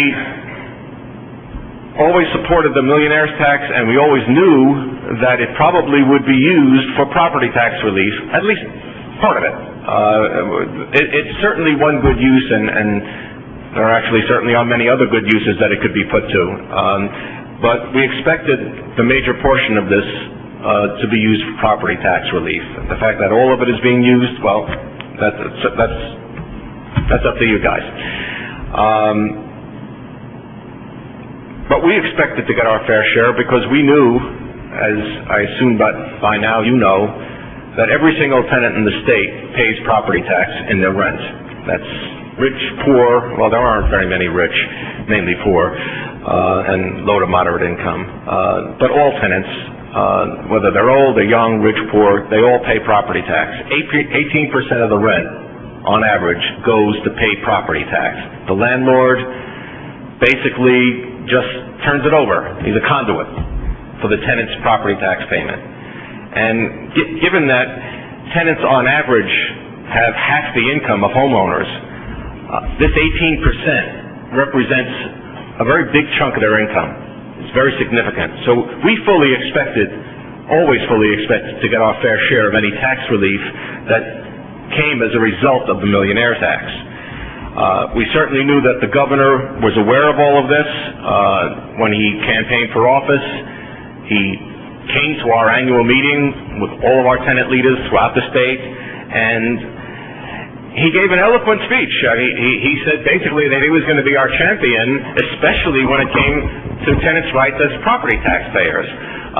He understood the issue perfectly, and we were kind of shocked when this plan first came out and excluded tenants.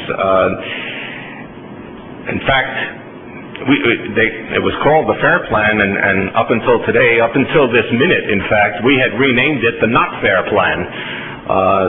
Because it excluded tenants, and there's just no justification for it. Excluding tenants just is not right. It's pure, utter discrimination, and it's worse because it's coming from the government.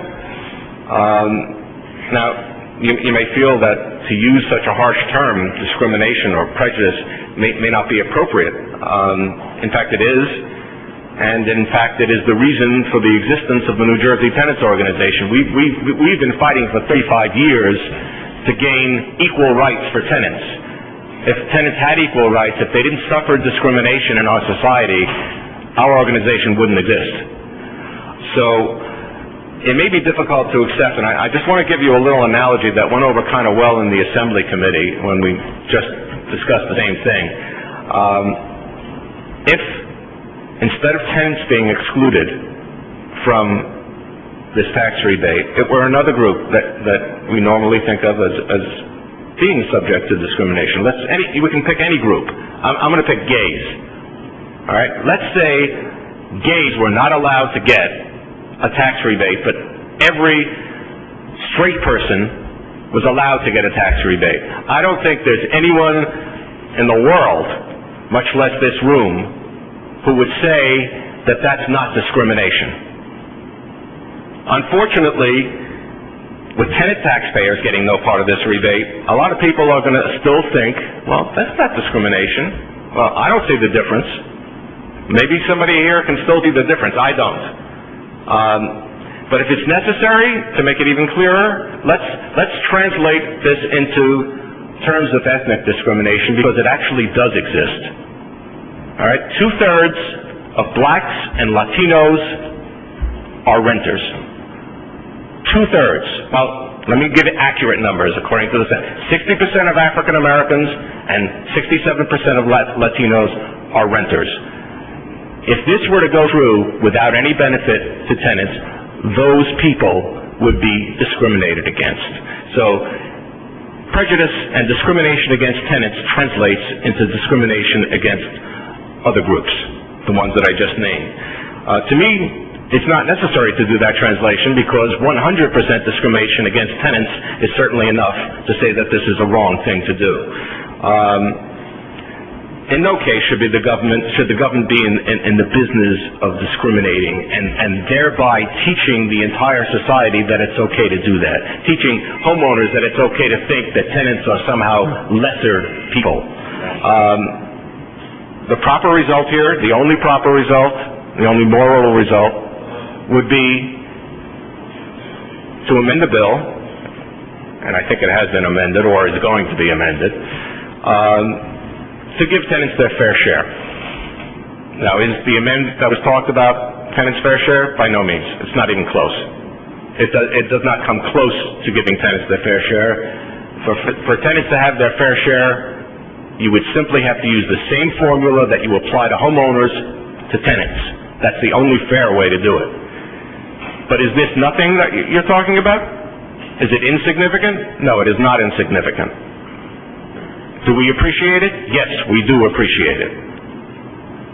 So we can no longer come up here and say that we absolutely oppose this bill. It's just not right for us to do that, and we don't. We're going to withdraw our formal opposition to this bill. But I will ask you to do something and to consider something, because I understand the numbers that you're using here. You're talking about something in the area of $40 million. A number that was thrown at me a little earlier by a very important fellow was $45 million. But what you said sounded like 40 to me. I'm going to suggest that you go for the higher number, and maybe even go a little higher than that, because there are certain tenants that are being excluded here that get no benefit whatsoever, even with your current proposal. And basically they fall into two groups. One group is a group that lives in buildings that make payments in lieu of property taxes. It's the same thing as paying property tax. They're paying for the cost of government, but it's not called property tax, and they're excluded from the entire homestead rebate program altogether. So they not only get any part of the new money, they got no part of the old money. That's the same thing is true for tenants on rent subsidy who pay a portion of their rent in property taxes. There it could actually be taxes. It doesn't have to be payments in lieu, because you can have a rent subsidy in any kind of a building. So we have two categories of people that are being eliminated who are probably at the lowest end of the income scale and need the help absolutely the most, especially because they are the people who have lost services because of the budgetary crisis. They've been hurt by the budgetary crisis much more than people who are middle to upper income, who are being helped tremendously by this bill. The other type of tenant that could use a little more help is the seniors. The senior tenants could get a little bump up also. We're not talking about extreme amounts of money here. We're just talking about a small percentage difference between the 40 to 45, maybe go up to 50. It's not tenants' fair share, but it's something. And we do appreciate it, and we hope you will consider covering just these few more people that we're talking about. I thank you for listening. Thank you, Mr. Shapiro. We certainly appreciate it. Mr. Chairman, Yes. through the chair, Senator Kenny, please. Yeah, Matt, could you get what you just said in writing to the Chairman, Wayne Bryant, tomorrow? I can do that. And make your proposal as specific as to each category? I certainly can. Thank you. Okay, thank you, Mr. Short. Mitch Kahn and Patrick Goldsmith, you had something to add? I'm going to be very, very brief. My name is Mitch Kahn. I'm the Executive Director of the Bergen County Housing Coalition, but I am also the longtime Director of Organizing for the New Jersey Tenants Organization. And a number of people on this committee know me, particularly those people who served as mayors. I think I've probably organized tenants in almost every town that you have your offices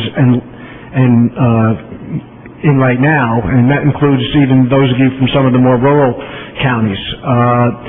For those of you who've been through the tenant wars with me, this whole issue of property taxes is something which is really recurrent.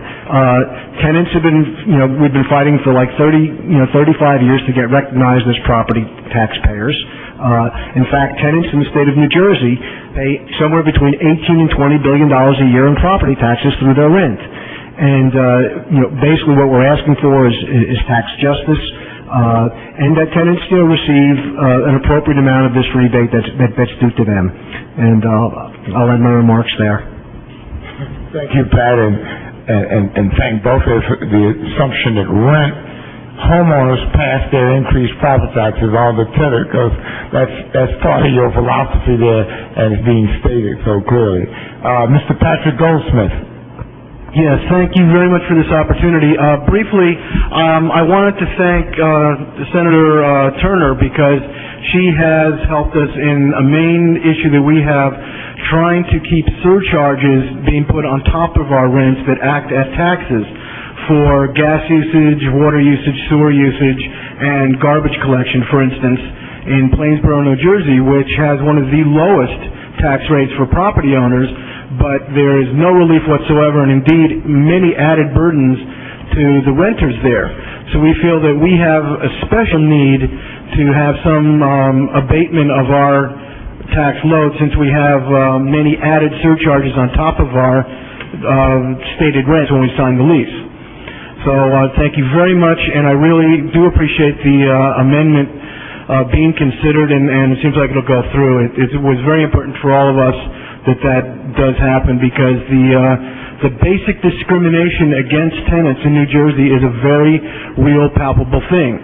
I have started a tenants association because I felt it, and I felt the need to address it. And I'm feeling here that indeed people are addressing it, so thank you very much.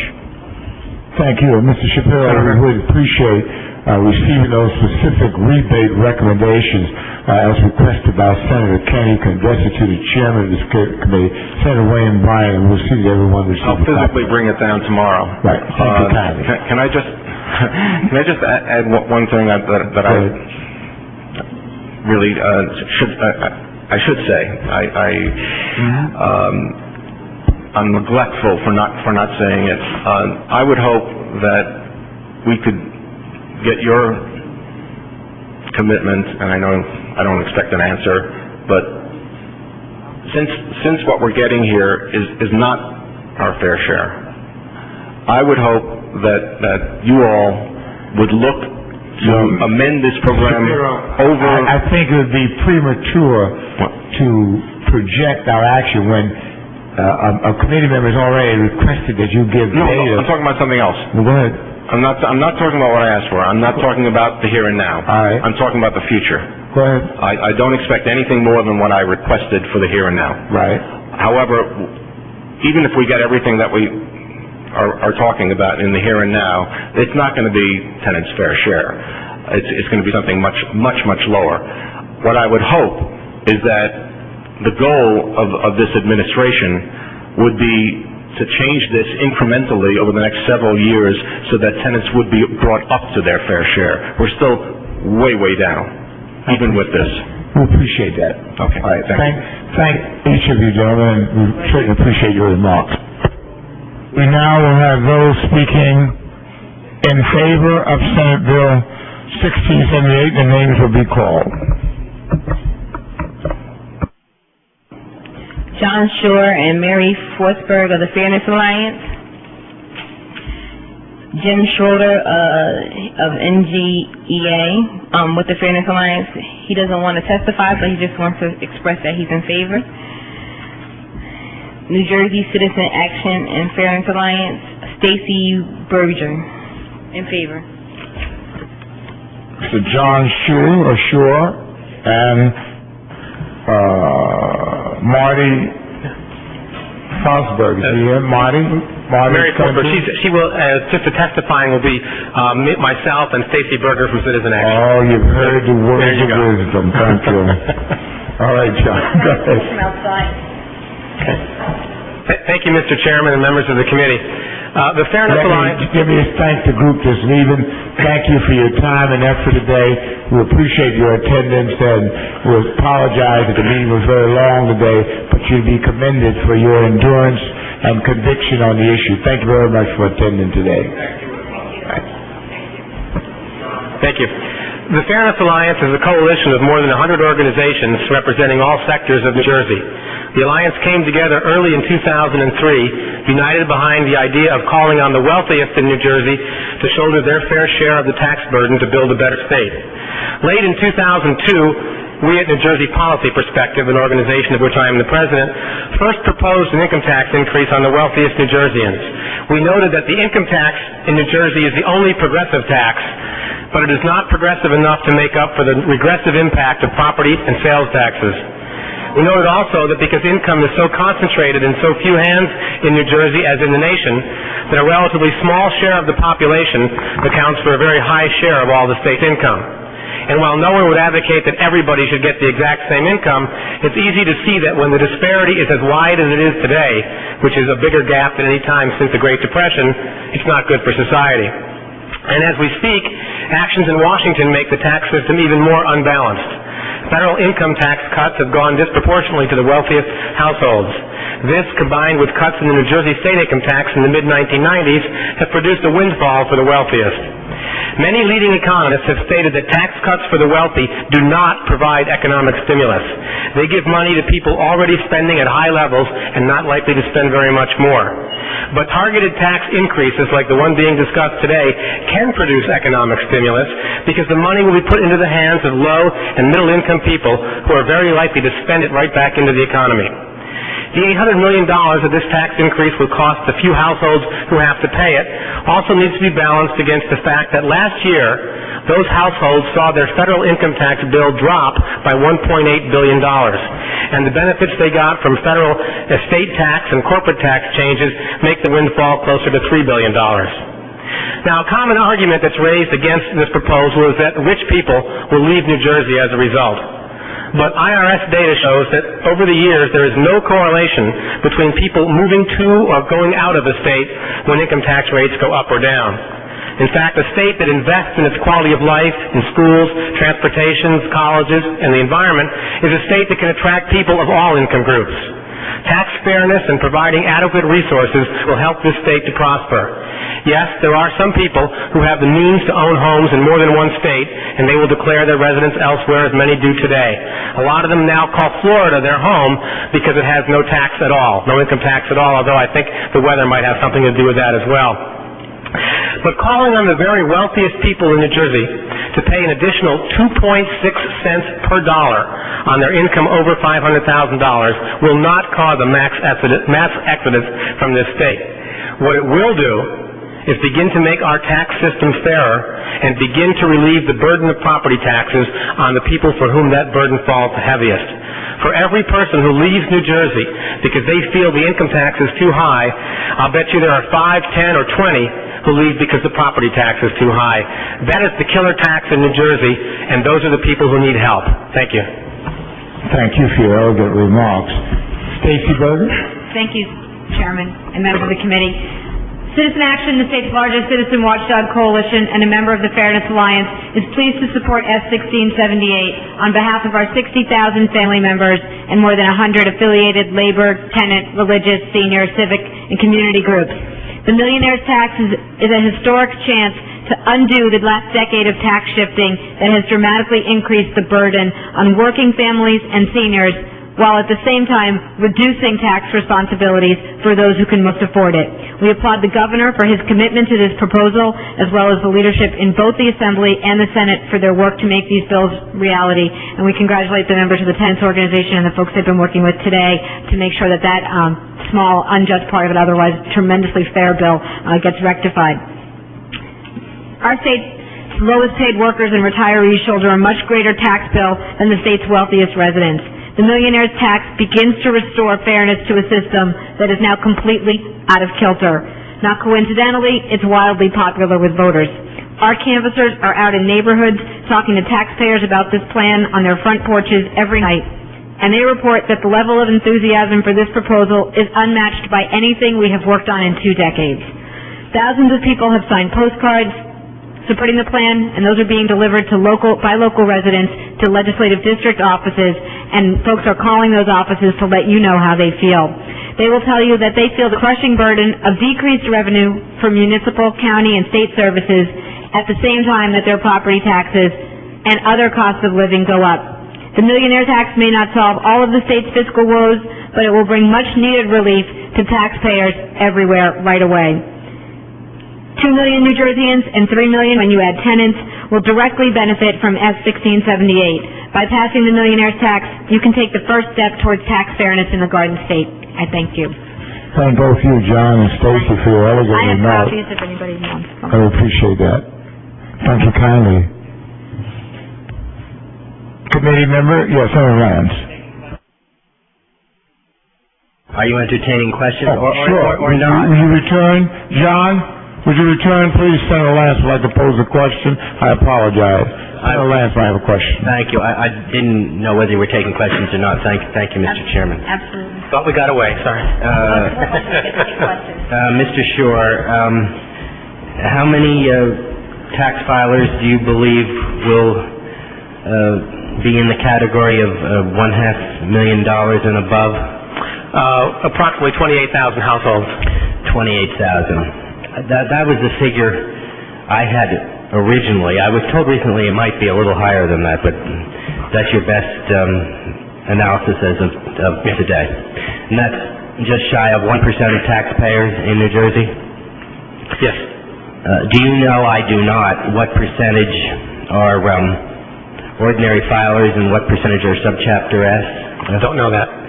No, and then I'm not suggesting you should know that, but that's something this committee should know, and moving forward, Mr. Chairman, I would respectfully ask that the Department of the Treasury Division of Taxation provide us with an analysis of the precise numbers, roughly 28,000, and what percentage of that are ordinary filers and what percentage are subchapter S filers. That roughly 1% of tax filers in New Jersey account, Mr. Shore, for what percentage of overall income in New Jersey? I don't have that figure exactly. I would imagine it to be somewhere around 30% of income. I believe it's 17 or 18%. Well, my understanding is that households making over $1 million, which constitute about 0.5% of households, make about 17% of the income. So if you added in the other 0.5%, you'd probably get close to double that. That's not my understanding, but there again, there is a figure that is available. I have been quoting the figure 17% of total state income above $500,000. Ms. Berger, perhaps you know. I don't know, Senator, but I know that the statistic that John just cited is the statistic that's been widely reported, that people making $1 million or more contribute to about 17% of the state's gross receipts. What percentage of total state income tax receipts does this classification of taxpayer account for? Don't have the exact number. It's certainly, they account for a higher percentage of tax receipts than they account for as a percentage of the population, because for rather obvious reasons, the income tax is a tax on income, and income tends to be rather concentrated at high levels in relatively few hands. Yes, I might respectfully suggest that's the understatement of the afternoon. And this is a very important point, and much of the press has left, and I have been coming in and out of this committee, and I don't criticize any other member, because I've certainly been here for some of the testimony but not for all of it. It's not your responsibility, Ms. Berger. It's the responsibility of the administration, and I've been railing this afternoon against the fact that the administration is not here with facts and figures. I have been citing the figure of 17% of income, and before the income tax is raised, 30% of income tax receipts. That's the figure I've been citing.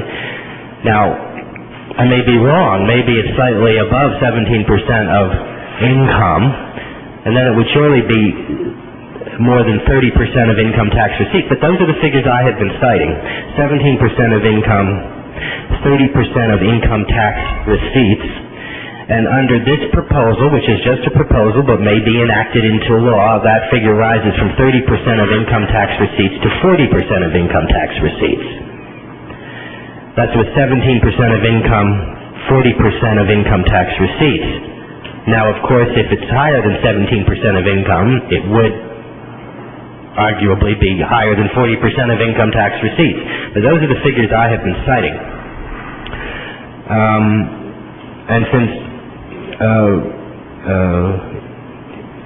you believe it's 17% for the top 1/2 of 1% of filers, then I think that would be an even more dramatic figure. Thank you. I guess, Mr. Chairman, I will ask for the Department of Treasury, I think. Yes. Does he intend to be here at some point today or in the future? No, we're going to adjourn to Thursday, but I think your question of having information from the Department of Treasury, what percent of the households will be affected by the bill and the potential income being generated, predicted, should be available probably Thursday, and I'll make that request on your behalf. Thank you, Mr. Chairman. Thank you, Ms. Berger and Mr. Shore. My point is that I believe that this is, whatever percentage of income it is, the amount collected will be an extraordinarily dramatic amount of the total income tax receipts to the state of New Jersey. Thank you. Thank you, Senator Dyson. I will request that information between now and our adjourned meeting, which will occur on Thursday. Mr. Chairman, if I may, not to ask a question of the departed. John. No, I'm not asking a question. I'm asking a question of the chair. In addition to having that factual information that Senator Lance asked, for which he asked, be ready by Thursday, if we may we have through the chairman, may we request that a representative of the Treasury Department be here on Thursday so that we can ask short technical questions on these and other bills at that point. If we ask, or through you, may you ask that a representative of the Treasury Department ask the various technical questions that we may have as members of the committee? A very legitimate request, Senator Kane, and I will make that request as well, along with the data. Okay. Thank you, Mr. Chairman. Thank you, Senator Kane. Thank you, Senator Lance. Here's speaking opposed to Bill Senate 1678, please. David Shulman of Berkeley Heights, Stephen Shamira, United Tenants of Felix, and Art Maurice of NJBIN.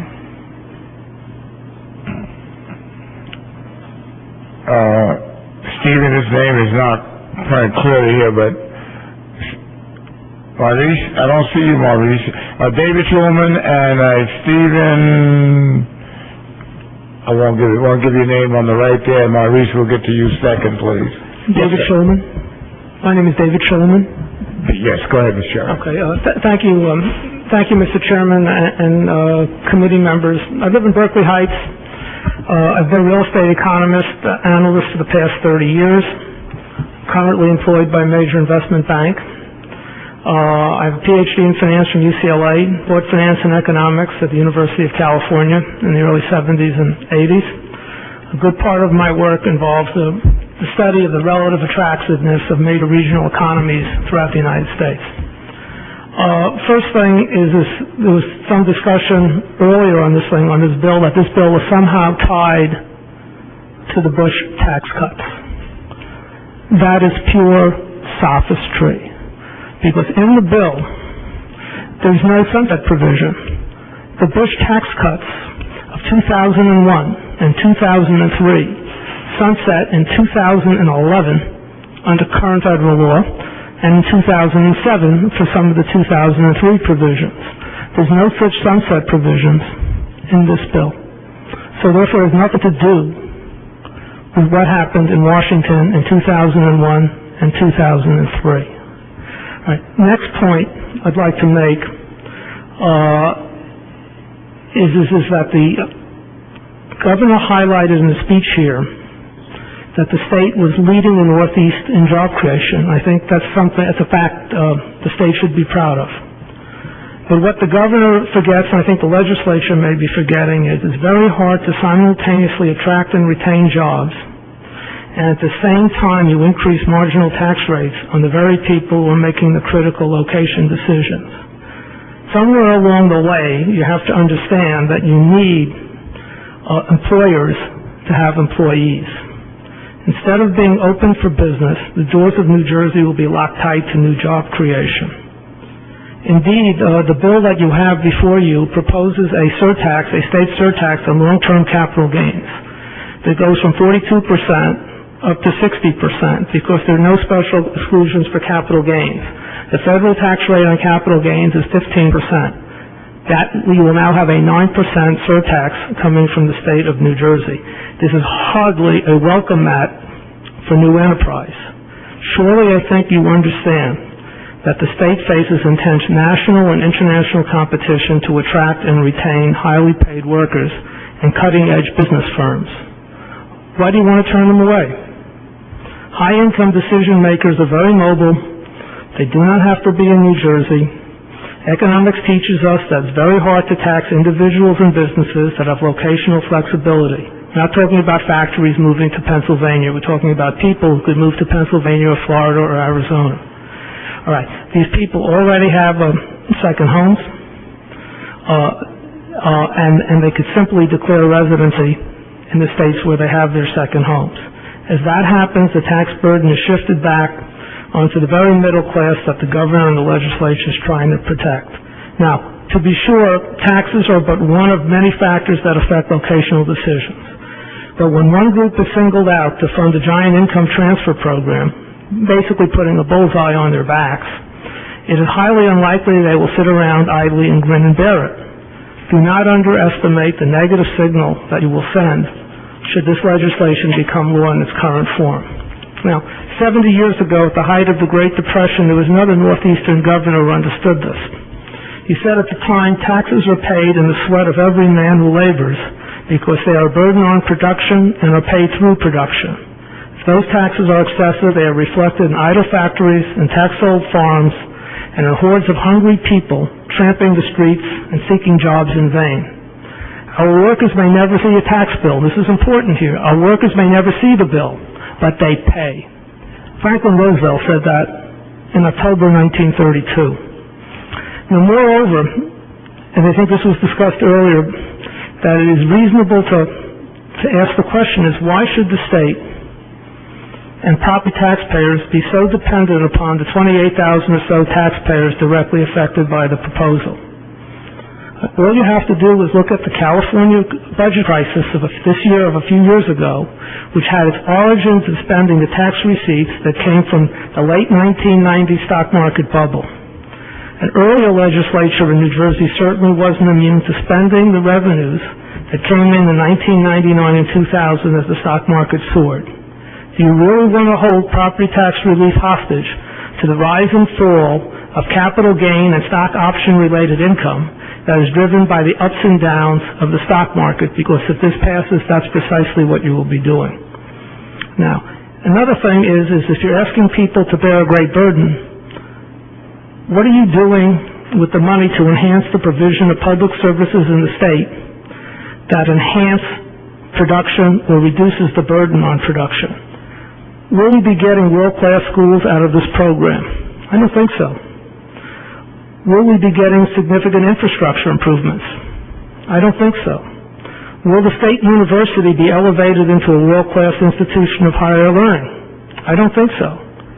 When it comes to do all of these things, and those are the great things of government, where will the money come from?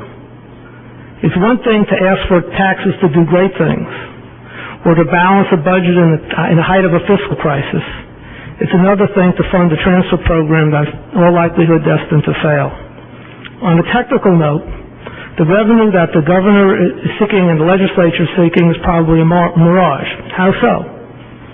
A good chunk of the expected revenue is expected to come from the big bucks investment bankers working in New York City. However, because the top bracket for non-residents in New York State is 7.75%, well below the 8.97% the governor is proposing, it's in this bill, those high earners will now have an incentive to have all their labor income taxed by New York. As a result, the biggest beneficiary of this proposal will be New York State. Governor Pataki should blow a kiss to Governor McGreevey. New Jersey politicians have been trying and failing to lower property taxes for decades by raising sales and income taxes. The reason for failure is simple. Spending continues to rise.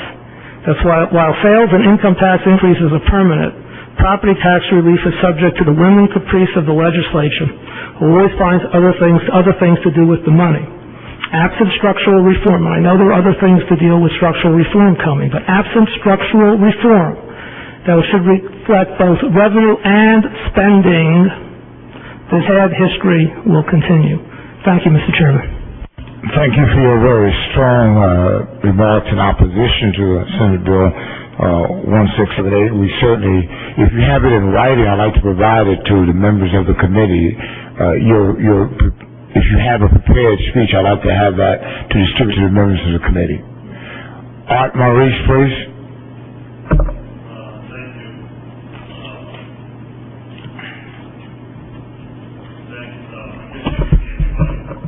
Is Mike working on it?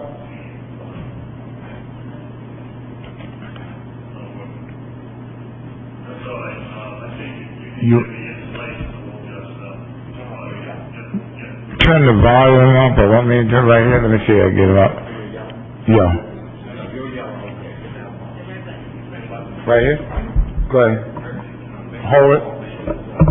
Okay. Yeah, I am. You weren't attempting to shut me up now, were you, Senator? Okay, just checking. I know you would never do that, Senator. At this hour, Art, it's not a bad idea, boy. Well, I'll try to be stimulating and exciting and say some things you haven't heard. As you know, I'm within the New Jersey Business and Industry Association, and we do not support this bill. We don't think it's fair, even though that's the name. Why? The bill is retroactive. How fair is that, Senator? It starts on January 1 of this year. The bill should be prospective, after the fact. Secondly, how fair is it that we now will have the second highest marginal tax rate in the country? Why the second highest? 9% is not as high as Oregon's, California's, Montana's. The fact is, it's going to be a higher tax than those states because we have a gross tax. Most states piggyback their income tax on the federal taxable income with all of the deductions that the federal government has. We don't do that. We don't have those deductions. So while a top tax rate of 9 is going to be more like a 12, effectively. How fair is it that we don't have a graduated tax? You hit $500,001 and your tax rate goes up 40%, and then it stays there as high as you are. For the first $500,000, we have 6 different tax brackets. Only one. That's not fair. Is it fair that when you talk about the property tax, 25% of the tax is paid by the businesses of the state? They don't get 1 cent, Senator. They don't get 1 cent of rebates or savers, and they won't receive any of the tax relief in this legislation. 40%, and this gets out of the question that you had, Senator, 40% of this income tax, of this higher tax, will be paid by LLCs, partnerships, and S corps, yet they will not see 1 cent of property tax relief.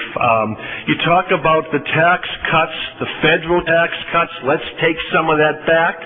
Well, they're not taking that back in Pennsylvania, Massachusetts, Connecticut, Maryland, Delaware, what's going to happen here is this economy will be hurt. There's no question about that. Now, I'm not saying that because somebody who earns $550,000 of income has to pay $1,300 more, they'll leave the state. No. That's not why they'll leave the state. Why they'll leave the state, Senator, is because this is an ad hoc decision made simply to hand money out to homeowners. Has nothing to do with the property tax reform of that system in the state, but instead, simply someone decided, why don't we increase the tax out of 9%? And now it'll happen. Next year maybe it'll be 15. Who knows? But if you're a taxpayer in the state, that's what you're concerned about, the ad hoc kind of frivolous nature of how the tax policies are formed and decided. And one final item to kind of make this point. $800 million of new taxes. This year the property tax increased about $1.2 billion. That wasn't even enough to cover 1 year's tax increase. What are we going to do next year? Have another income tax hike? Thank you, Senator. Let me thank both of you. I think you both have been the strongest opponents of S1678. And again, appreciate your remarks in writing. And Art, Mr. Maurice, if you have yours in writing, I'd also like to make a copy so each member of the committee will have this in our adjourned session when we come Thursday, and I'll make sure it's distributed to every member. Thank both of you for your remarks today, and we'll be able to give you a copy of yours back as soon as it comes back from the office. Thank you, gentlemen. Now, before turning the chair back over to our chairman, Mr. Bryant, we'll call the next speakers.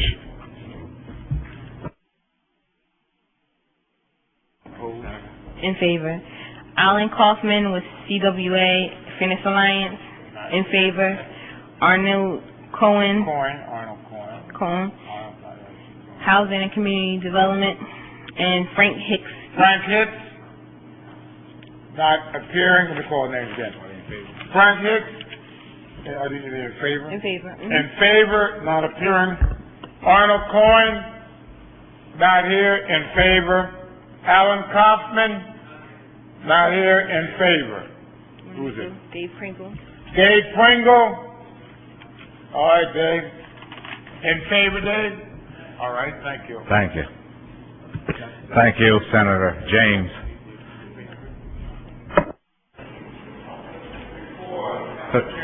These are those who are opposed. Let me see if they're sitting over. Trish Comstock. Trish, not appearing and opposed to. Sherry Marsh. You will be next, Sherry, in opposed opposition. Jeanette Hickerman. You will be next, Sherry.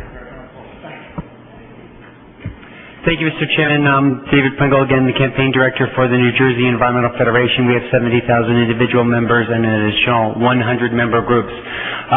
We support the millionaire's tax as represented in this legislation because we think it is important for folks to pay their fair share. DEP, in particular, is supposed to be, despite some legislation that appears to be moving today, the bastion of environmental protection and has been, for the last 10 years, severely under-resourced. In fact, the legislation that may be up in the Senate on Thursday, S1368, is going to be approximately $70 to $100 million additional need in DEP if that legislation moves. So we especially need the millionaire's tax if that legislation moves. That being said, regardless of that legislation, we are a strong supporter of this legislation. Folks need to pay their fair share. DEP has been disproportionately hit, and we would hope that if and when that went forward, it would provide appropriate resources over time so that state government can fulfill the mandate that lawmakers have had through the legislation that you have passed. Thank you. Thank you for your testimony also. We're now going to take the last two. I don't think there are any questions. Any questions by any senators that remain? Ladies, identify yourself and then proceed. If you have written testimony that you want to give us, you can give it to one of our aides. Or you just want to give us oral testimony? I gave testimony in. Oh, fine. We already have it. All right. Okay. Good afternoon, Chairman, members of the committee. I realize it's later and I'm not going to take up too much of your time.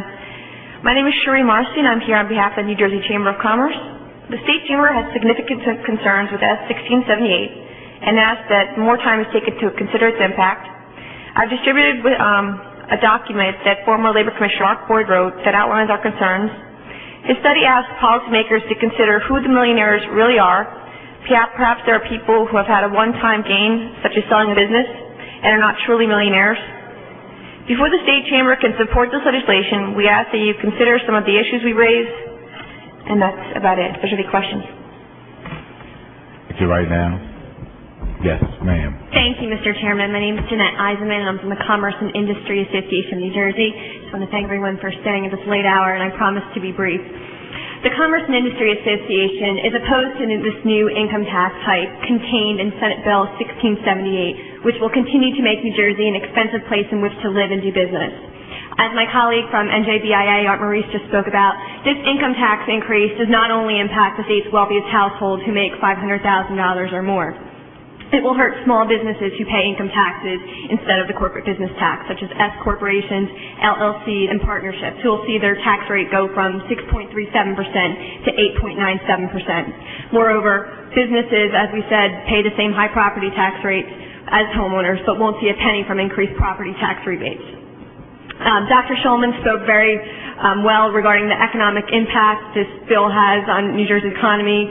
We recently read in the newspapers last week, Robert Inman, a professor at Pennsylvania's Wharton School, showed historical evidence which suggests that the proposal could be detrimental to New Jersey's job growth. And he cited some statistics in New York City. I believe New York City lost an average of 10,000 jobs a year over the past 30 years when they increased their top income tax rate. And that was a modest and gradual tax increase compared to what is being proposed in New Jersey. So we think that's something that needs to be taken into consideration. A new income tax increase will continue to make New Jersey one of the most expensive states in which to live and do business. As you know, our state already has the highest property tax rates, the 10th highest employer taxes, and the second highest federal tax burden in the nation. This proposal will give us the third highest tax rate in the top income bracket. We don't think this additional notoriety makes our state more attractive to prospective employers. Basically, you have the written testimony I suggested, so I'll conclude here. And I just want to say that our association does support the long-term aspect of the fairness plan, which is to reform property taxes in the form of a constitutional convention. Thank you for your time. Thank you very much for your testimony. Senator James? No. Thank both of you for your testimony. I want to bring it to the Chairman Bryan, the request heretofore for Thursday by Senator Lance and Senator Kane, a request that we have data on what percent of the population making over $500,000. Number two, their contribution and our income receipts to the state of New Jersey. Number three, projected income to be realized by the passage of this bill. And number four, if the treasurer himself could appear at our adjourned meeting on Thursday to testify on the fiscal implementation of Senate Bill 1678, Mr. Chair. Thank you, Senator James. The first two we will make sure Treasury has. As to who appears before the committee, will be a decision that I will make as chairman. Mr. Bishop, if I may clarify, I think the request is a representative from the Treasury Department. If they may be here to answer any questions that members of the committee may have at that juncture. We will ask Treasury to make sure to have someone here to answer any of the questions in terms of all those issues that you just raised there. Absolutely. We'll make sure that happens. Thank you, Mr. Vice Chair. Let me say we're going to recess this committee so folks understand the procedural things that we're doing. It's in recess. We will actually send out a new notice of bills that were carried from today, as well as bills that might be added based on the board being open. And you will get them. And as again, I want to make sure publicly everyone understands we're going to meet on Thursday at 10 o'clock, Friday at 10 o'clock, and Monday at 10 o'clock. Mr. Chairman, yes. If I may, point of clarification. At the beginning of this meeting, you stated that S1678, the bill about which we just had the testimony, there will or will not be, you stated at the beginning there will not be additional testimony on that bill. There will not be additional testimony. I just want to clarify that there will be no testimony on that bill on Thursday. There's no testimony scheduled for that bill on Thursday.